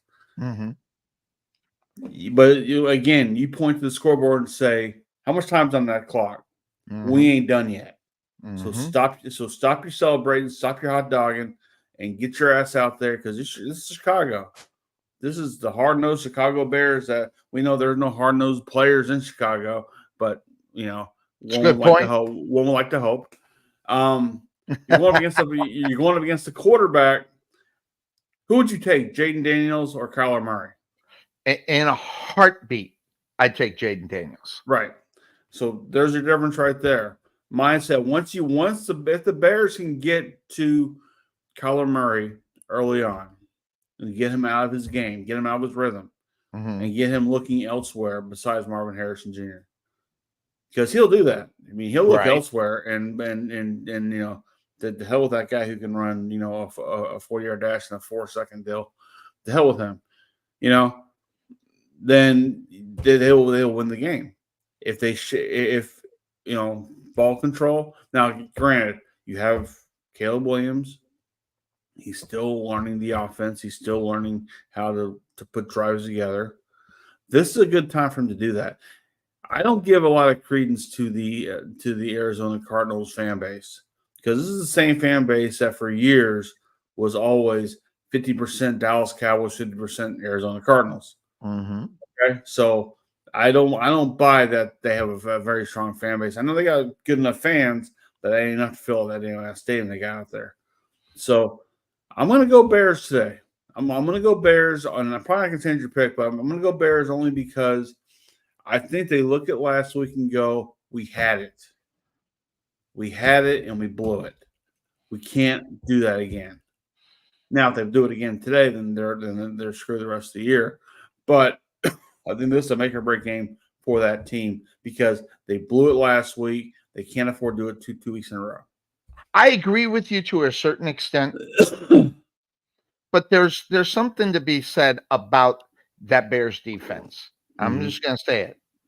The Bears allowed that score at the end of the game. The defense did. And then the defense also doubled up. And yes, it was only one player that cost them the game. But going in that locker room, they could be mad at the player that did it, but they've got to go into that locker room thinking, forget about the fact First of all, did they even know that he had cost them the game when they got to the locker room? Because none of that was really panning out until after the game, and all the fans are saying, "Look what this guy doing out there. He's hot dogging out there." Right, but here's the thing: let's go with your theory, and it's not a bad theory. It's the best theory out there. Yeah, well, but going into the locker room, I have the best theories. Sonny, I have the best theories, okay? Yeah, that theory. But going into the locker room, you're right. I think they were probably going into the locker room. This is total BS. And it's because the defense gave up two at the end of the game. The Bear, say whatever you want. All right, take that one out with the Hail Mary. Like you said, 90%, 95% of the time, a Hail Mary is not going to be successful. That's why they call it a Hail Mary. Okay, it's got to be a fluke nonsense thing that happens, which of course is what happened. But forget about that play. Go back to the minute before where they allowed the touchdown in the last minute of the football. That is where the defense needs to focus on. Not necessarily that ending. But here's you know what though? Play they can't, and they won't be able to get it out of their. You know what, though? There's also something to be said about this, though. And one thing we haven't talked about, look who Washington has become this year. Absolutely. I mean, I'm not saying that they're that effing team, but they got a lot of good things going on with that team right now. A lot of good vibes, and they haven't had that in years. They're not decades. I mean, long before the Dallas Cowboys started having their dynasty, they have not had that moment. I mean, the last time they got close to that was RG3, and even that, I mean, that lasted a year. So, and it wasn't even. Yeah, are you seeing the new Temples now? We can do like circles and Yeah, stuff like that. it's circles. There we are. I don't know. If you put a background behind there, that might work. Yeah. I saw that for Options TV, and the first thing Mike said was, "Yeah, we're not doing that." Well, that you want to know why he doesn't want to do that is because he doesn't want to change the other stuff. That's what it is. Well. See, I'm the one who changes the stuff, not him. Oh well. Yeah. Because I'm the one who runs right, you don't have a cool background like that? Is that what it is? I have like flames and stuff. Yeah, that's right. I saw that on the other.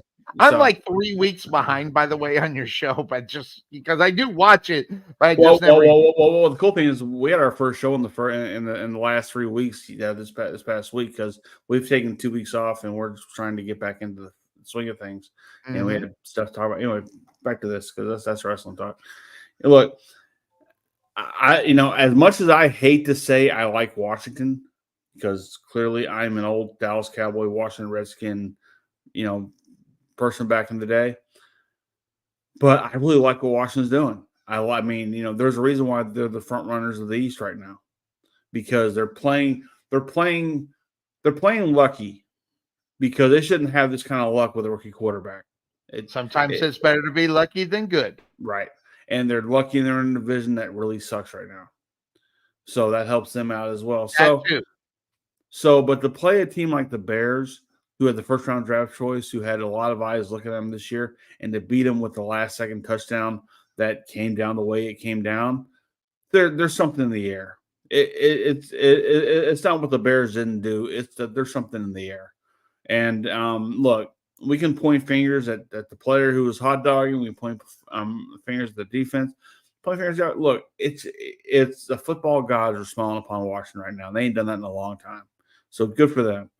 Now, having said that, do I think they're going to win the AFC? No, but I do think they're going to be in the conversation though, as far as getting into a divisional round playoff game, which will be huge for them. But going to this game though.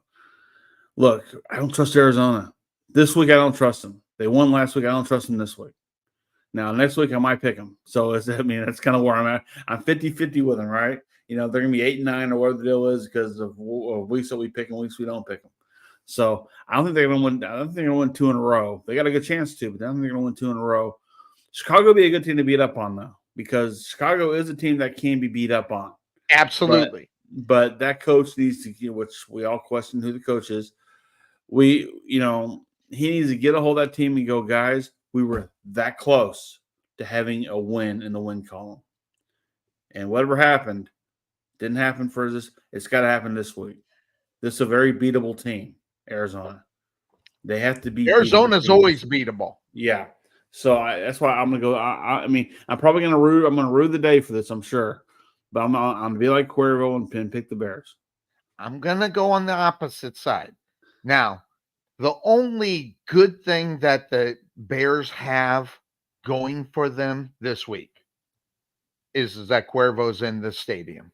I don't know. Maybe Cuervo can bring the luck of the gods that are the Chicago Bears and their regular being, and maybe, just maybe, Cuervo can make their history different, right? Because why? The Bears are who we thought they were.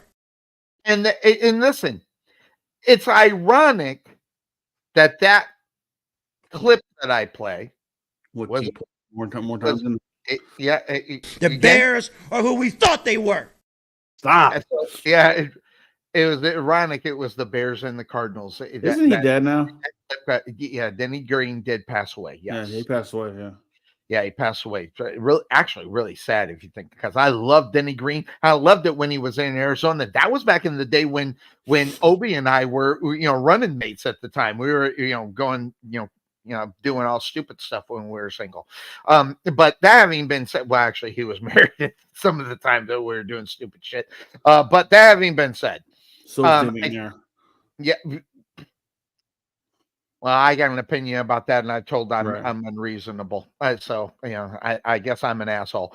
But I'm kind of we all know. I even know it. So it's just one of those things. You're not wrong. I mean, I'm not wrong, but I'm wrong in the eyes of the grand scheme of things. I've always said, and I'll say it again, just to throw it out, just for people. What are you talking about, Sonny? If Steve McNair just didn't cheat on his wife, he would be alive today. So I said it again, and I mean it. And I know my heart pumps purple piss for Steve McNair.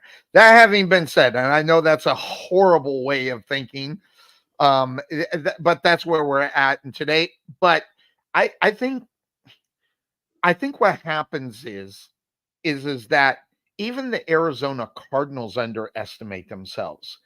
That comes from the top, and I'm not talking about coaching. I'm not talking from ownership that's coming from their quarterback.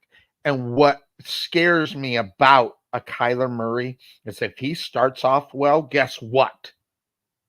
He usually ends up that game pretty well and throwing a pretty good game. So I think we'll find out if the Arizona Cardinals can win this game within the first quarter and a half, if they can actually win this game, because this is a football team that shows, it's like me. People kind of know how I'm feeling because they can see my face. The Arizona Cardinals do the same thing within the first quarter and a half of a game. They show it on their face on whether or not they can win a football game. And then if they got that look on their face like it's horrible and it's not going to work, it won't even matter. Going to amount to jack squat. And they won't win a football game. But the Bears, I think, are a different game. And I'm going to tell you the reason why. Quarterback comparison. Okay? They were both the shit when they were coming out of college, right? Kyler Murray, big time. And not only that, got the money off an extension off his original contract. Say whatever you want about Caleb Williams. He's going to get the money. That's not even a question. Because, let's be honest, I didn't expect Caleb Williams to be playing this well. I'll say it. So I think this is kind of like a grudge match for a Kyler Murray to say, yeah, I'm going to show this punk how this game is played, and I'm going to beat his ass. That's one of the things I might be wrong because I know how to be wrong. I'm really good at it. So it's just one of those. But I'm going to go on the opposite side. I am going to take the Arizona Cardinals. And I'll know by the first quarter and a half of the afternoon games whether or not Arizona will be, capable of winning that football game. And I think at home we'll kind of figure it out. So that having been said, that's the name of this show. We need to take a break. Okay. And the main reason is I got to get some more coffee because I've downed a whole pot of coffee just sitting right here and I need more, and it's brewing. So I got to get it hooked up and get it all set. So we'll do that. We'll take the quick break here on the Couch Potato Sports Show. We'll go ahead and put on Amy. She's been a consistent here on our show. We'll do that. We'll get it all set and ready to go. Bring her on in. It's time for week number 8. That's the reason why I seen it and I put it in there. It's actually week 9, but she's talking about week number 8. All right, everyone, Halloween is this week, so make sure you have your costumes. I was going to go as a clown, but I couldn't find a Tyreek Stevenson jersey. Chicago, that was terrible. Okay, it wasn't that bad. It was that bad. Bears fans had to point out that the play was live. All right, before we get started, a couple things happened this week. DeAndre Hopkins got traded to the Chiefs. Tough season. I know how hard it is playing for a quarterback who throws so many interceptions. Will Levis? No, Pat Mahomes. Also, the Germany game is next weekend between the Giants and Panthers. We're also sending Machine Gun Kelly to perform the halftime show. This might be worse for Germany than the Treaty of Versailles. They gave us Oktoberfest. We're giving them Daniel Jones and MGK. This might be World War III. Vikings-Rams. Let's start with that. Was the worst officiating I've ever experienced in my entire life. First time. He grabbed his face mask right in front of him. We're going to go 95 yards, down 8 with Sam Darnold, no left tackle, and no timeouts. I haven't seen Vikings cry this much since they thought Hiccup died in How to Train Your Dragon. Fire everybody. You already did that. We'll do it again. Okay. Look, Aaron said it was not his fault. Did he fault. tell you the earth was flat too? Aaron is in a darker place now and he was in a cave for a week. Okay, whose fault was it then? Our kicker? If I wanted to watch someone miss field goals, I'd watch Russell Westbrook on the Nuggets. You know, Aaron did his own research and according to him, we already won a Super Bowl. I haven't seen someone want Wilson back this much since Tom Hanks and Castaway. All right, moving on. Eagles, Bengals, get in here. Cincinnati is now 0-4 at home. Get Zach Taylor. Screen. Stop it, stop that. Zach, have you ever called a successful screen pass in your life? Not one. Okay, then why would you call one on 4th and 1, 3 yards behind the line of scrimmage in your own territory? Worth a shot. You use more screens than Tyreek Hill trying to FaceTime all his kids. Packers, Jags. Congratulations, Green Bay. You have the league leader in interceptions, and Xavier McKinney. Jacksonville, their starting quarterback went down and you still lost. Do you have anything to say for yourself? That punt was amazing. You have to fire Doug Peterson. He has no idea what he's doing. Yes, he does. When did Jordan Love switch numbers? You are more unbearable than the Peyton painting commercial. So are you saying Peyton or Peyton? I'm saying Peyton. Peyton. I think I can shed some light on this whole Peyton dilemma. Oh, there's a D at the end. Peyton. Nope, there's no D. Just like the Bucks. Peyton. There's two N's. There's two N's. That was the confusion. Quick side note, the Ravens fan who assaulted those two Commanders fans is facing 55 years in prison. To put that into perspective, he'll be out just in time to see the next Dolphins playoff win. The Dwayne Wade statue is the second worst looking thing in Miami this week. But I didn't abandon the run. Mike, why is Raheem Mostert getting more carries than Jalen Wright? I got two to wear a Guardian cap. All right, Detroit, Tennessee. Detroit had 52 points and 55 net passing yards. Tennessee, you are atrocious. No one will be remembering these Titans. Guys, can we wrap this up? I'm pretty tired. I'm tired of you. You either throw 70-yard bombs or act like you've never seen a football before. Aaron Judge striking out in October is more consistent than you. Guys, we scored more than 20 points. Yes, in a stunning upset, Jameis Winston beat the Ravens. I would have your receivers teach your defense how to catch, but they can't either. That 4th and 1 was not on us, okay? Geno slipped. We weren't prepared for all the rain. How do you not prepare for rain? I'm prepared for rain. Luke, you're in the desert. Okay, Luke, you had an interception return to the 2-yard line. You then lined up in shotgun. Why did you run it 3 straight times? Because I couldn't do it 4 straight times? Get Forrest Gump out of here. You know, I think we just have to look beyond the results. Will you shut up? All right, we have to do it. Let's now talk about the 2 best rookie quarterbacks, Jaden Daniels and Caleb. Oh, this is the worst. You will never understand the pain. We just have the worst luck in the division. You've got to be kidding me. Are you fake crying right now? No. Okay, so the officials said there was no hold on the play. That was so clearly a hold. You know, statistically, Bo Nix has actually been the best rookie quarterback. Will you just go eat an Uncrustable? Also, I'd like to announce the Cowboys have officially been eliminated from the playoffs. Our team has really matured these past couple weeks. Talk about these nuts. Lastly, Daniel Jones is now 1-15 in primetime games. Even Giselle's jiu-jitsu teacher scores more than the Giants.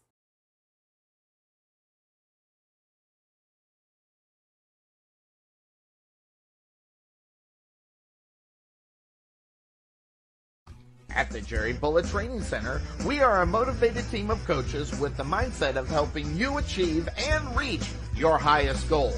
Having developed and trained over 100 Division I athletes as well as Division II athletes, even professional athletes, the Bullet team definitely has the knowledge and mindset to take you to the next level. Check out our new 22,000 square foot facility and 3,000 square foot weight room, along with 4,500 square feet of outdoor turf and covered training area, along with football and soccer field. Contact Melvin Bullitt at 214-326-7853 or visit the facility just outside of Waterview at 8900 Princeton Road in Rowlett.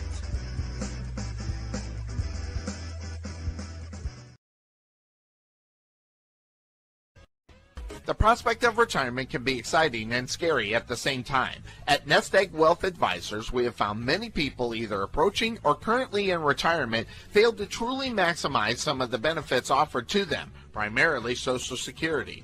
What is it? How does it work?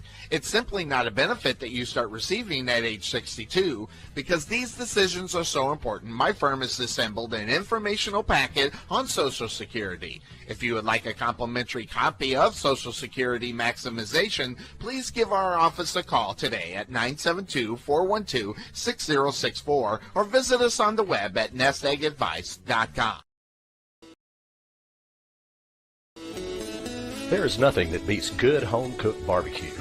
Since 1941, Dickey's Barbecue has done all the cooking and you take all the credit. Come see us today at our Rowlett location, 5701 President George Bush Turnpike, Suite 110 in the Target Shopping Center. Whether you want to eat in or take it home, we will fix you up. For lip-smacking, rib-tickling, knee-slapping, foot-stomping, great-tasting barbecue, come see us at Dickey's Barbecue today.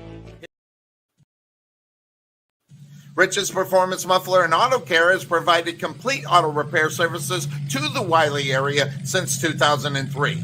Whether it's alignments, brakes, air conditioning, muffler service, suspension, front-end auto services, or in my case, a Cadillac converter, Rich does it all. Stop by and see him at 603 Commerce Street, Suite 203 in Wiley, or give him a call at 972-461-0776. That's 972-461-0776. You'll be happy you called Rich instead of anybody else.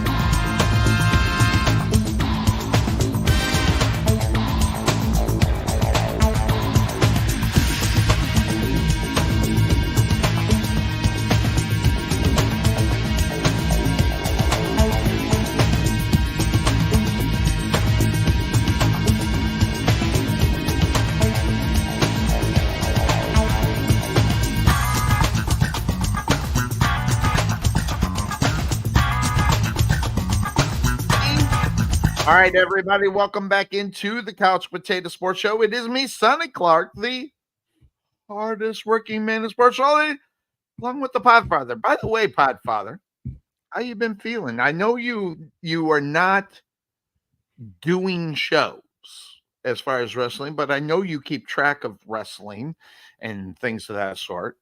And I wanted to get your opinion. I haven't watched it yet, so don't if you haven't watched it, but they had their thing over the WWE. Yeah. They had the thing over in Saudi Arabia. Yeah. Yeah. What, have you had the opportunity to watch it? And if you did, was it a good show?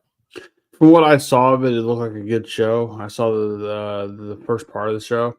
Mhm. I was busy the rest of the day, so I had to keep moving. But from what I understand, it was a really decent show. The guys I do my show with, Offshoots TV, every Thursday night, Right. when we're able to do it, where they all seem to be pretty much on board with it. They liked all the finishes that happened, and a few surprises that we weren't ready for. But then some things that I called on Thursday that happened. Okay. We haven't had a should be. I mean, we've had like Billy's had his mother-in-law and in the hospital recently, and then Gotcha. so he couldn't make it. Then Mike's had to work sometimes, or just like there was like 1 week I just wasn't feeling it at all. So like just not I understand that. Then not even getting on here and doing my thing. So and a lot of time, and I think a lot of the time is also on me. If AEW is all we have to talk about, I'm not interested because I don't watch AEW. So what good am I to have on the show? That's like if you brought me on here, but all I want to do is talk basketball. You're doing a football show, I mean, what good would that do? But I know there's a lot of big movements going on in professional wrestling. A lot of guys who have switched teams over to AEW. I don't think they'll move the needle anytime soon. The product over there is just not necessarily killing it in my imagination. Whereas WWE, they did a show in Saudi Arabia that was already sold out before they even announced one match. Exactly. That's a hell of a problem. That's a hell of a problem to have. So, Yeah. and again, they're shedding light on an area over there where we think of it's a war-torn country and everything else, but you see how beautiful they made Riyadh, Saudi Arabia up and everything else, and all the things, all the good stuff they're doing over there. It's amazing. They've had 12 of them over there. Right. I didn't realize it was that many.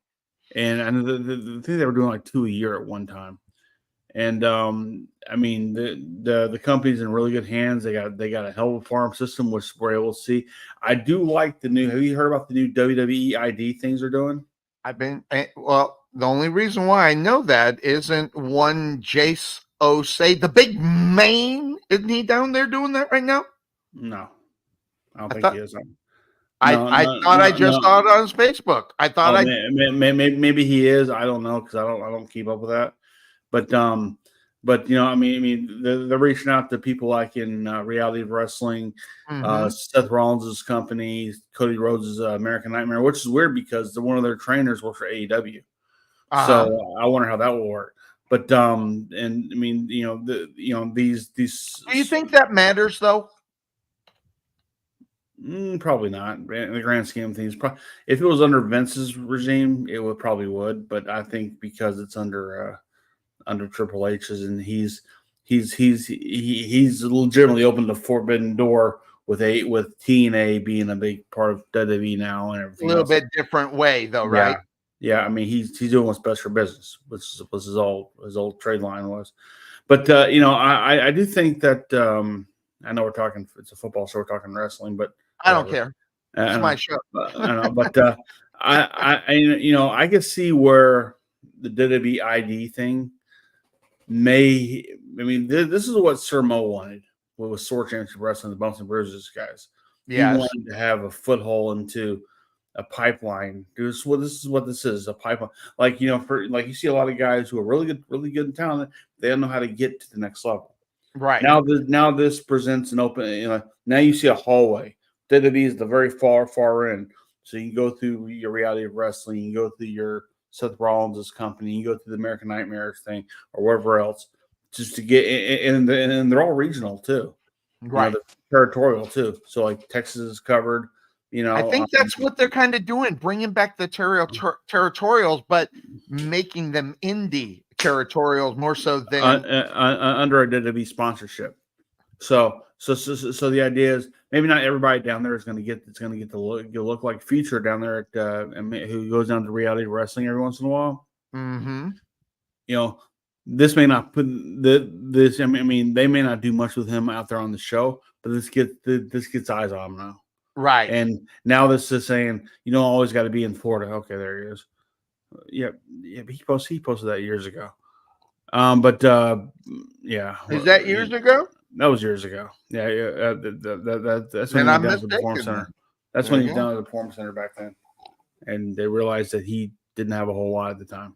At that time, I think he's better now, but it's hard. It's hard to say. I mean, because I haven't seen him do anything lately. But I mean, again, Sorehead had a show in Coppell last night. I have no idea how that worked out. So, it's no clue either. But I have heard. I've heard they've been good shows. Now, whether I'm sure they are, but whether or not that kind of thing is something that will continue on, which I do. Listen, I'll never wish bad things up on Sword Championship Wrestling. I mean, I got to play and have some fun because of them. So that's huge for me and for someone like you. And I don't know if you think differently. You say you'll never get back into it. I say I'm going to be one of those guys that say never kind of thing. Okay, that's fine. I mean, the thing is that I've had more time to look back at what I did there and realize that my time there wasn't as big for them as it was for me. Oh, no question. And fully agree. And the thing is, when you're a promoter, you're looking out for the best interest of you, not so much anybody else. And nothing against Sermo. I mean, that's just the way it is. It's a business for him. So, and me coming from as far north as I was coming to help out shows, and not really be a part of the training thing that they have people there doing right now, I wasn't needed. So, look, I got a chance to leave on my own terms. So I'm done, and I'm fine with it. I'm looking for the new chapter in my life. So, and I mean, I get to do this. I get to do my own show. I get to, and you get to sleep, if you want to call it that. I mean, I get the opportunity to spread my own wings out and do my own thing, and not be catering to somebody else's. And that's no shot at Sermo. He wanted things done a certain way. I know the things that I was putting out there for him wasn't to his satisfaction. So it's fine. Then find somebody else. Exactly. Because if I'm not what you need, then find somebody else. So I kind of in the same agreements, but maybe sooner or later things And things change. I don't know if they will, sooner or later, but we'll see what ends up happening. Now, I will say this though. A lot of my fun I had with that was calling shows with you, because we had our own little show going on there, and it was so much fun. And I mean, we'd have Jessica Maldonado coming up to us at the show saying, "You guys are hilarious. You guys yeah, are crazy." I love that. I mean, never mind what we just saw in the ring. You guys are great, but that's not what they want.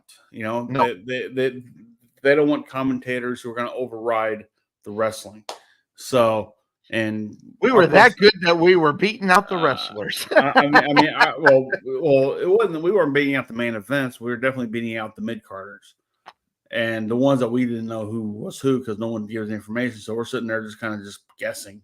Yeah, and I mean, we had many times like that, right? But if you go back on OIWA's YouTube page and look at some of the shorts that we put up there, you can hear our commentary, just those blasts and having so much fun, just saying the things that we were saying. Organic. And, yeah, because nothing was scripted for us. Nope. So I mean, everything was what we saw and what we called, and and I just know that a lot for me, it all came down to when the last show I worked, my new commentary partner, Parker Shanks, was sitting there going, "Hey, welcome to Sword Championship Wrestling. This is an exciting night. Potfather, what do you think?" And I'm like, "Yeah." And he didn't know how to answer that. Not so much that, I didn't know how to bring the energy to him. Oh, I see what you're saying. And I was like, they don't need that.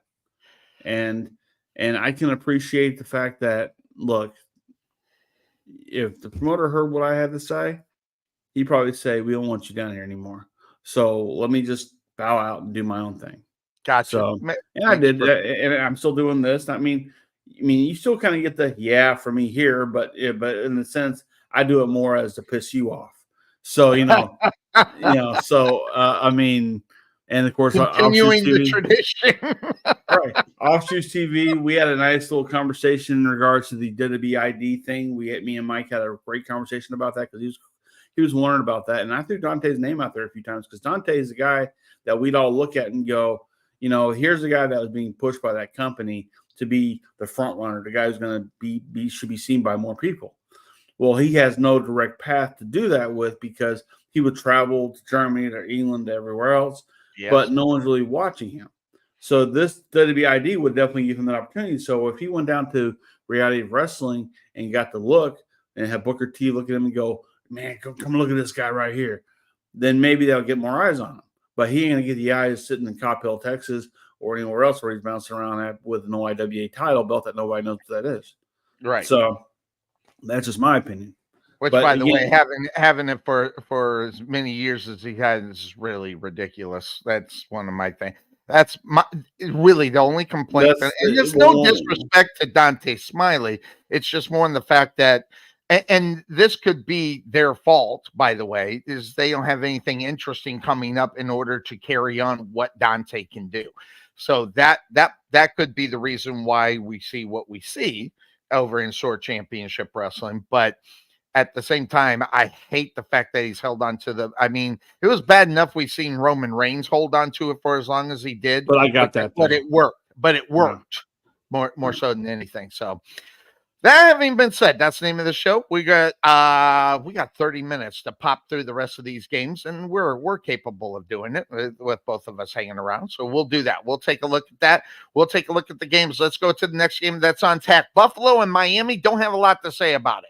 And the main reason, it's Buffalo. And the main reason is that we can talk about it all day long, and we'll do it on another day. But when you don't have two in the lineup, it's just obvious. And is he not in the lineup? I don't think he is. I thought he was out still because of his. No, he played last week.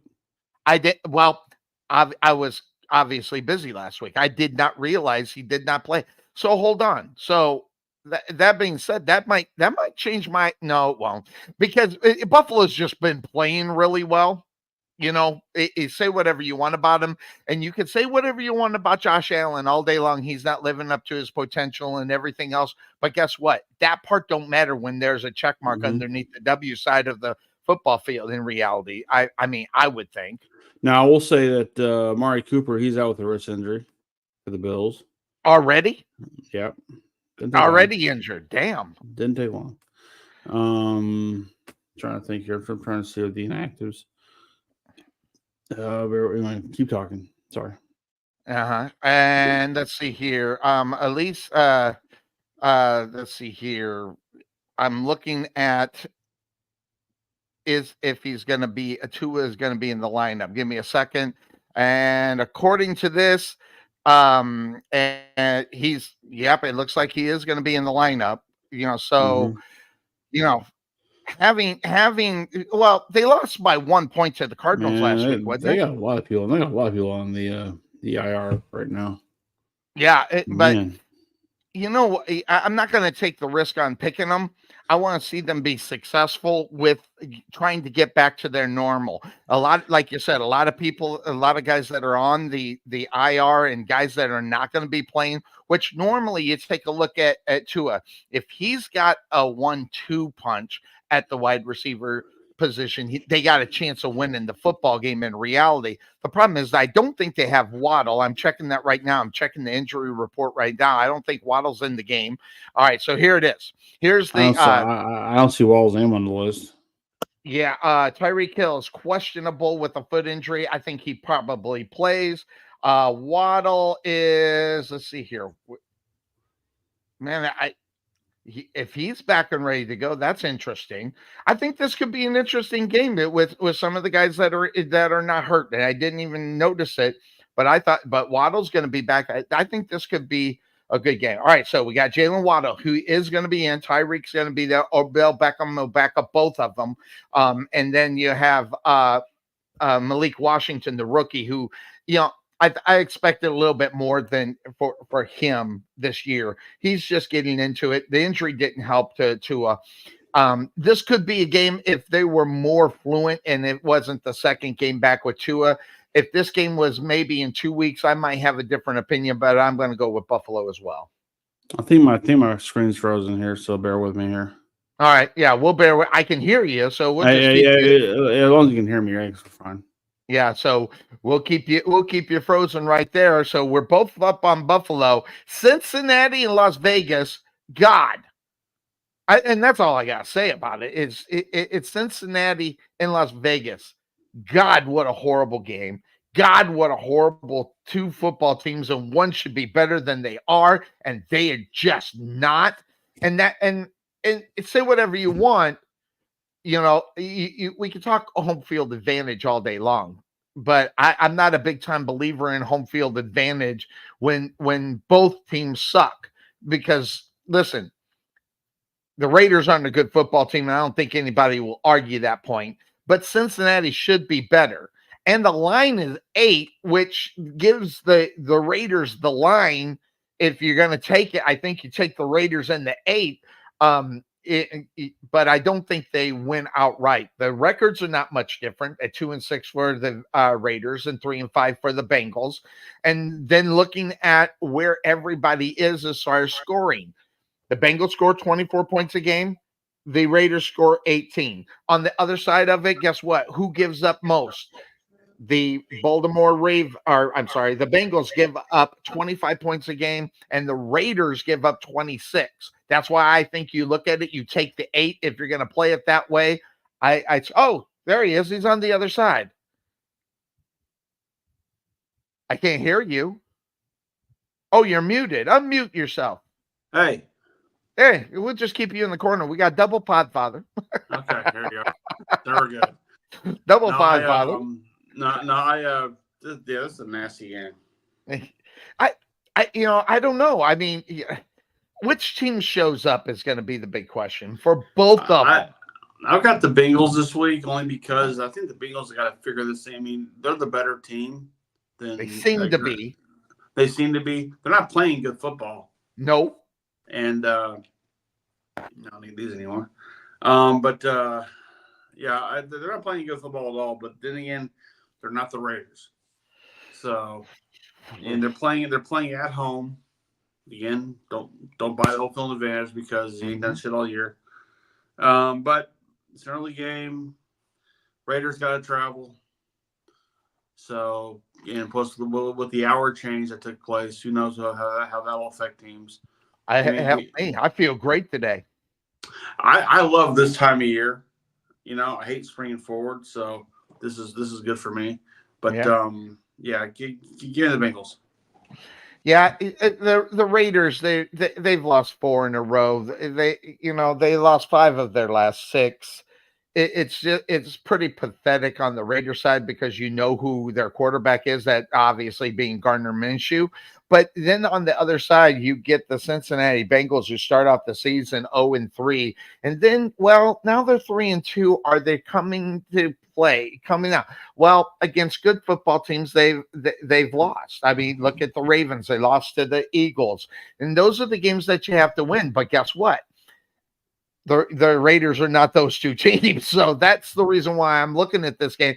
And these are the kind of games, in reality, when you look at Cincinnati, where they look at as far as the schedule is concerned.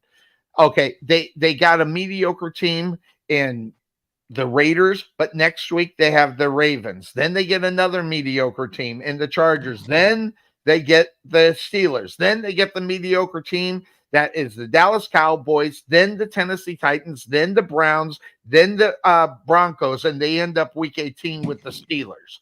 So if they're going to make a run, it's got to start now. And I don't know if it'll be enough to make it in the playoffs, but if they only lose one game for the rest of the season, we might be talking about maybe the Bengals sneaking in on that lower wild card and maybe making it into the playoffs. They should have started this a few weeks before, but guess what? It's got to start sometime, and I think it starts with the Raiders. I got them winning pretty big, actually, today.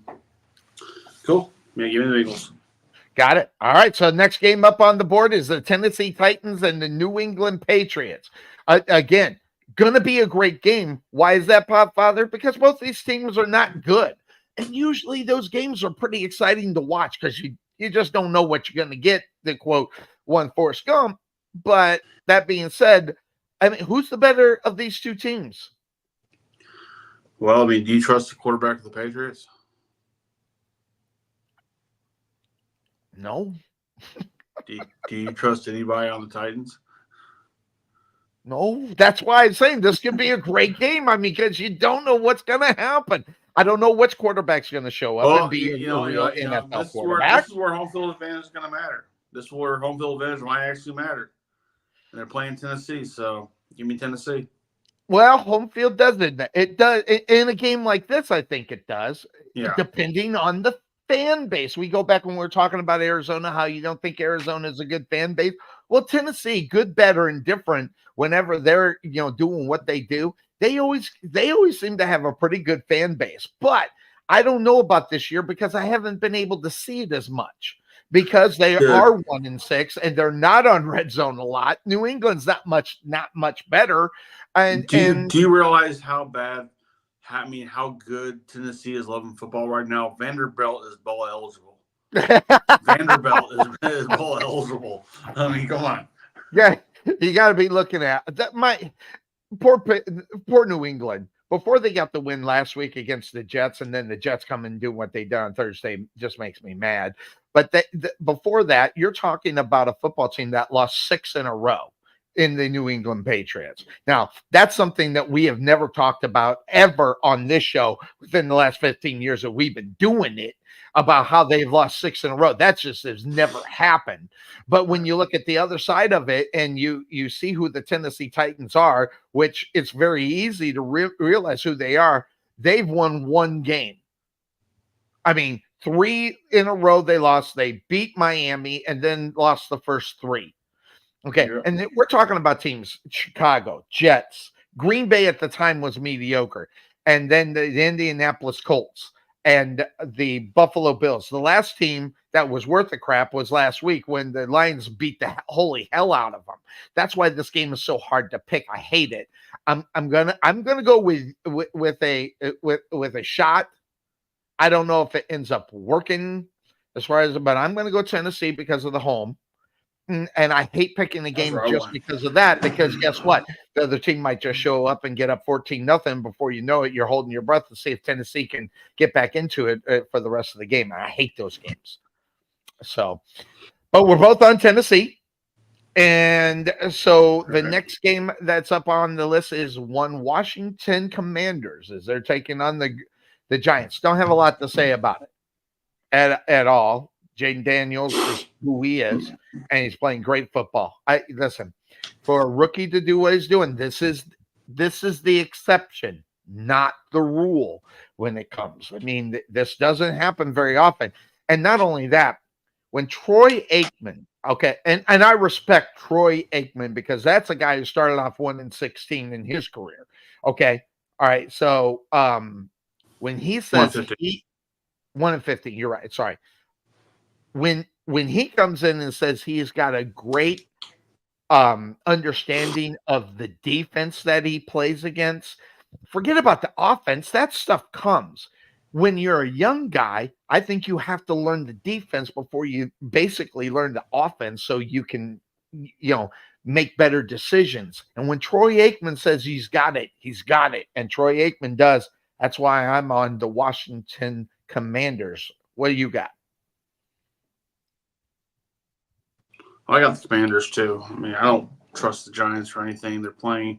Washington's, like I said, this is they got something special going on there. Don't know if it's going to take them all the way, but definitely it's going to take them far this year. My only worry, the game is in New York. I don't know if that matters, but it is a divisional game. We talk about how divisional games end up, being something to talk about. And I don't know if it is or not. So, but the Giants need to definitely figure out what they're going to be doing. They're a mess on all three sides of the ball. Offense, defense, and special teams are just horrible. And when you're on all three of them, when you're horrible, that's just not good for you. I just, as far as where your football team is and where your expectations are as a football team going into the season, they're just as bad as the Jaguars, the Cowboys, the Cleveland Browns, and the only one amongst, and the Bears, and the only one amongst us on our regulars with Bryce having a successful season, something to talk about. But that's what it is. There's nothing to talk about when you talk this football game. So I'm going to go ahead and take Washington in this game. Now, the game that has me confused, and one you might be able to sell me on if we're on different sides. So I'm going to throw this one to you because I need to hear some kind of, intelligence for me to pick outside of what I initially got going on. So in the game that is the New Orleans Saints and the Carolina Panthers, these are the games that are killing us as pickings because God, oh my God, this is a horrible. Carolina's not killing us. Don't pick them. Huh? Well, just don't pick them. No. An analysis on why or. Well, Derek Carr comes back this week for the Saints. So that I did not know. That will definitely help them. That will definitely help. You're playing in Carolina, which does not matter at all because this team absolutely sucks. Okay. Look, Carolina Panthers are playing for the number one draft choice again this year. Again. Okay? They probably get it too, which will just piss off Bryce Young more. I think Bryce Young is now the starter. I think he's back in the rotation. Doesn't matter because we see what he can do. The Saints are tough.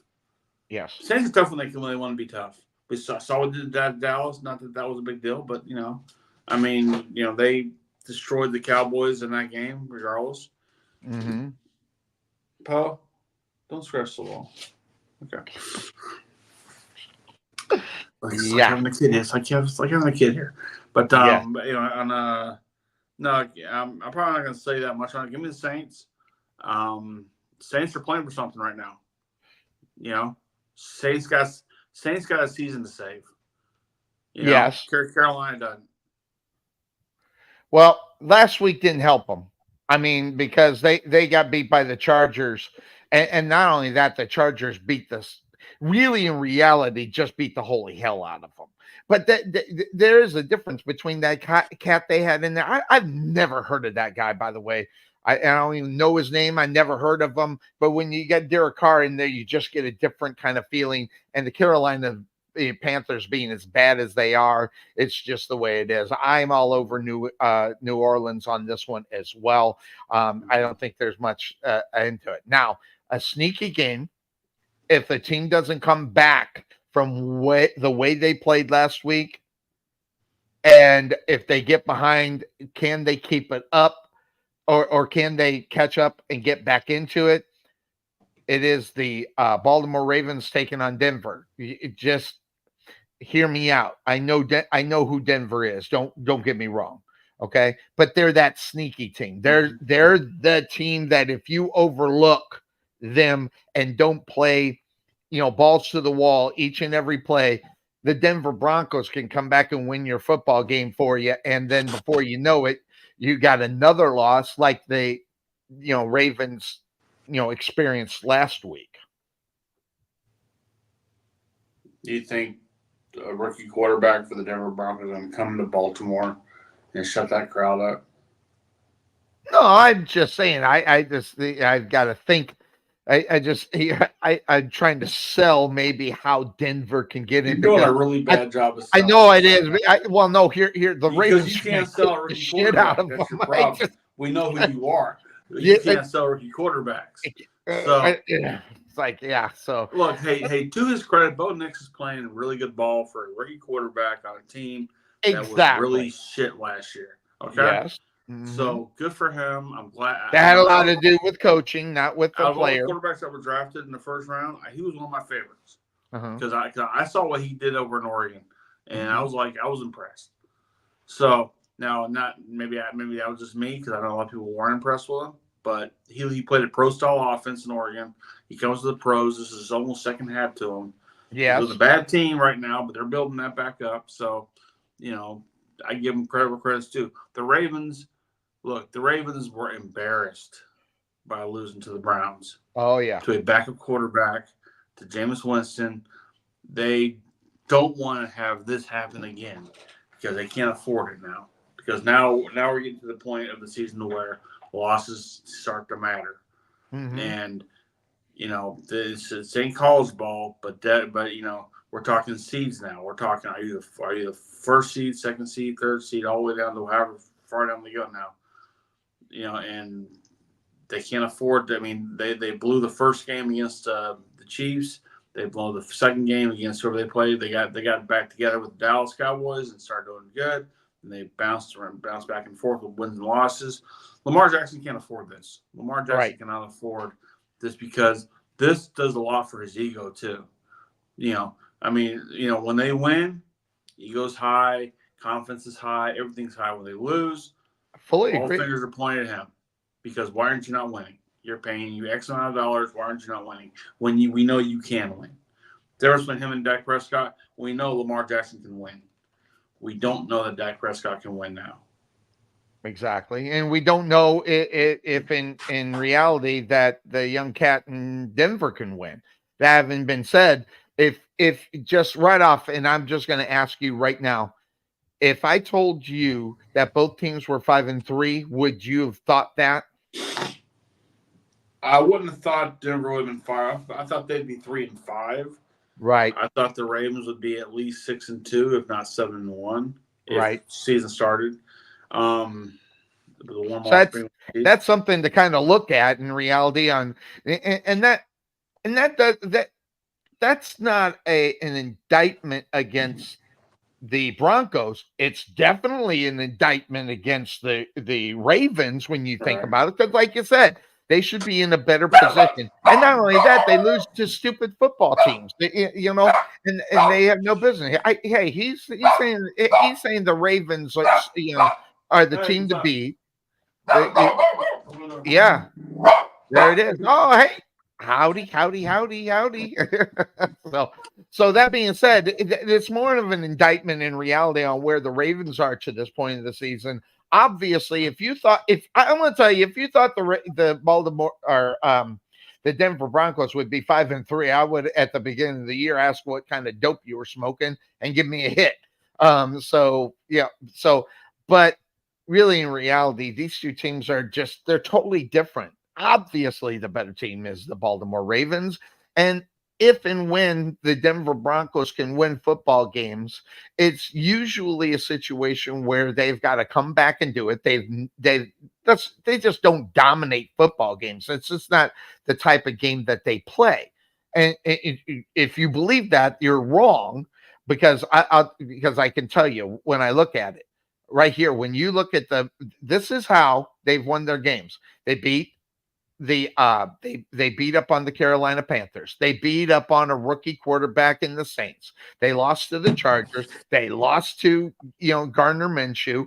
They beat Aaron Rodgers, and they beat the Tampa Bay Buccaneers. There's some average football games in there that you might have said, well, they shouldn't have won that game. So they get out up on top of it. But man, Baltimore, as one Obi-Wan on our show would say, you want to talk about crap in the bed? The Baltimore Ravens are really good at it. I mean, obviously crap in the bed against the Browns before that, but before they played the Browns, they were 5-0. They started off the season losing to Kansas City, which if you lose that game, you're losing to the best team in the NFL. No big deal, even though it's week one and it's week one. But losing to the Raiders and losing to the Browns, I'm a full agreement with you that those are the games that they should have been out in front of and been able to win. So, but Baltimore should come back and beat the hell out of them. Hey, we got 9 more minutes. Let's rapid fire these last 4 games, okay? Okay. Jacksonville and Eagles. Jacksonville and the Eagles. Jacksonville doesn't have a snowball chance in hell of winning that football game, regardless if Peterson's going back to Philadelphia. I was listening to that. Oh, that's you want to talk about trying to up a game to try to have something to talk about. It's not that. I mean, for God's sake. Right. I mean, it's about the players on the football field. There's no question the Eagles are a better football team than the Jacksonville Jaguars. I agree. Eagles will win. Eagles will win. I'm gonna save the one that's kind of a close one towards the end. Okay. Colts and the Vikings. Well, I hate that game. I hate that game because of the quarterback and what he did. And it leaves a bad taste in my mouth. Now, I don't know if Richardson's able to come back after what he did on that football field. And I don't care what anybody says. I don't care what Bryce from Brooklyn would say. That guy gave up on his football team. Yes, they were getting the shit handed to him. I get it. But you do not, as a starting quarterback in the NFL, just wave the white flag the way he did. And that's the problem. And it tells me a lot about his testicular fortitude. I don't think he has any. I don't know how they win this football game. I'm definitely not on the Colts. It's definitely a game that Sam Darnold needs to get back because the Vikings have had it bad the last couple of weeks. So yes. Give me the Vikings. Yeah, the Vikings are they scare me sometime. But and by the way, I'm not going to go with Minnesota, and the reason why I'm not going to go, or I'm going with Minnesota. I'm sorry. But what I was going to say, if that game was in Indianapolis, if he had an opportunity to prove it to his fans, that's where he would have had to do it in Indianapolis. But I don't think he gets it done in Minnesota. What's next one? Yeah, players don't care. Players don't care about that. Okay. I know. I don't believe that because you already said last week that, or I know. Well, you said this 2 weeks ago that you're always picking the team no matter what. Bucks and the Chiefs. Yep, Chiefs. I don't care who they play. And until they show they have any deficiencies, and even if they lose this game next week, I'm picking the Chiefs. Okay. And so the last one, playing? This is a 50-50 game. And let me shoot this. Who are they playing? Buccaneers. The Buccaneers? That's going to be close, so I'll give them that. You're on Kansas City, right? They're playing Kansas City, so we'll see. Gotcha. All right. We'll see. Hey, wife is in game day already. Right? She's game day ready. So that's from Cuervo. Anyway, all right, last one. Rams at Seattle. This is such an easy pick, but you would think so, but let me show you this. See how 50-50 that is? It's right here. It's 50-50. Oh no, I expect it because both these teams suck. Let's be honest, right? Listen. The Rams for the last 3 to 4 weeks were kind of pushed up like, oh, they're the team to beat. They're getting better. Well, guess what? They haven't really been getting better. But again, these two teams are the teams that have to step up in November and December if they're going to make a play for the playoffs. And also, this is a division game. I'm on the Rams just because of the quarterback. I've preached it week in, week out. Who's the better? Geno Smith is turning back into the Geno Smith we all know. Now, that doesn't mean that he can go in with a flyer and throw a pretty good game every once in a while. And it's usually against a football team who is not as good. Okay? That being said, of course, that's the name of the show. I am all over the Rams in this Rams one. aren't that good, so there you go. Yeah, they're not that good, but I think they get into that as far as that is concerned. My wife just sent me something funny, but I think they get into this one. I think we're going to see Geno Smith be who we know who he is. So and just to throw a little curveball with the talk about Cooper Kupp getting traded and all that good stuff, I think we see Matthew Stafford and Cooper Kupp get back together a little bit and put it together. I think Cooper Kupp has a big game today. Okay, I'm gonna go Seahawks, home field advantage, 12th man, all that stuff, and I think you underrate Geno Smith a little bit. No, I don't underrate him at all. I'm completely 100% right on Geno Smith. I've never been wrong You're a narcissist. about Geno You're a narcissist. Smith. You always think you're right. No. Hold on. I've admitted when I was wrong. I am not wrong about Geno Smith. Because and I'll tell you the reason why. He's becoming that guy. I said, listen, he can probably have a good year or two, and he did. And I give him all the credit in the world. But guess what? They always revert back to who they are, and especially if they're not a good football team. Listen, they're not a good football team. So guess what? We're going to see Geno Smith 2 INTs today.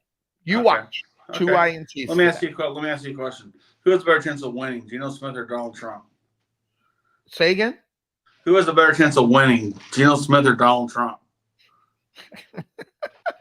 They both suck. I'd probably say Geno Smith. I'd have to say one of them is going to be playing he can go in there. It's just all about throwing the ball to the find the tight end when he's wide open or triple coverage. I know he can get That's the same look Trump did when he made fun of I know. I'm not. You are a better Trump impersonator. I'll give you that. Listen to me. Listen to me. The NFL cheated me out of my win. And I beat the NFL out of the league. I beat it for $1. They cheated out of my league. Oh, good Lord! Yeah, but we have that. It's cool because I have this week off, so I have to be in my job when news breaks on who the next president will be. Yeah, so I'm looking forward to that. As far as just getting this thing over with. I'm tired. I am electioned out, so I just want to see this thing over with and done. Move on. Whoever wins wins. Just make the country better. That's all I care about. I ain't voting for Trump. I didn't vote for Harris. I didn't vote at all because I'm not registered anywhere. So I mean, when I couldn't do it, I wouldn't vote for Trump. I know that. But hey, my daughters got to vote for the first time this year, so I was happy to see that they took the opportunity to go do that.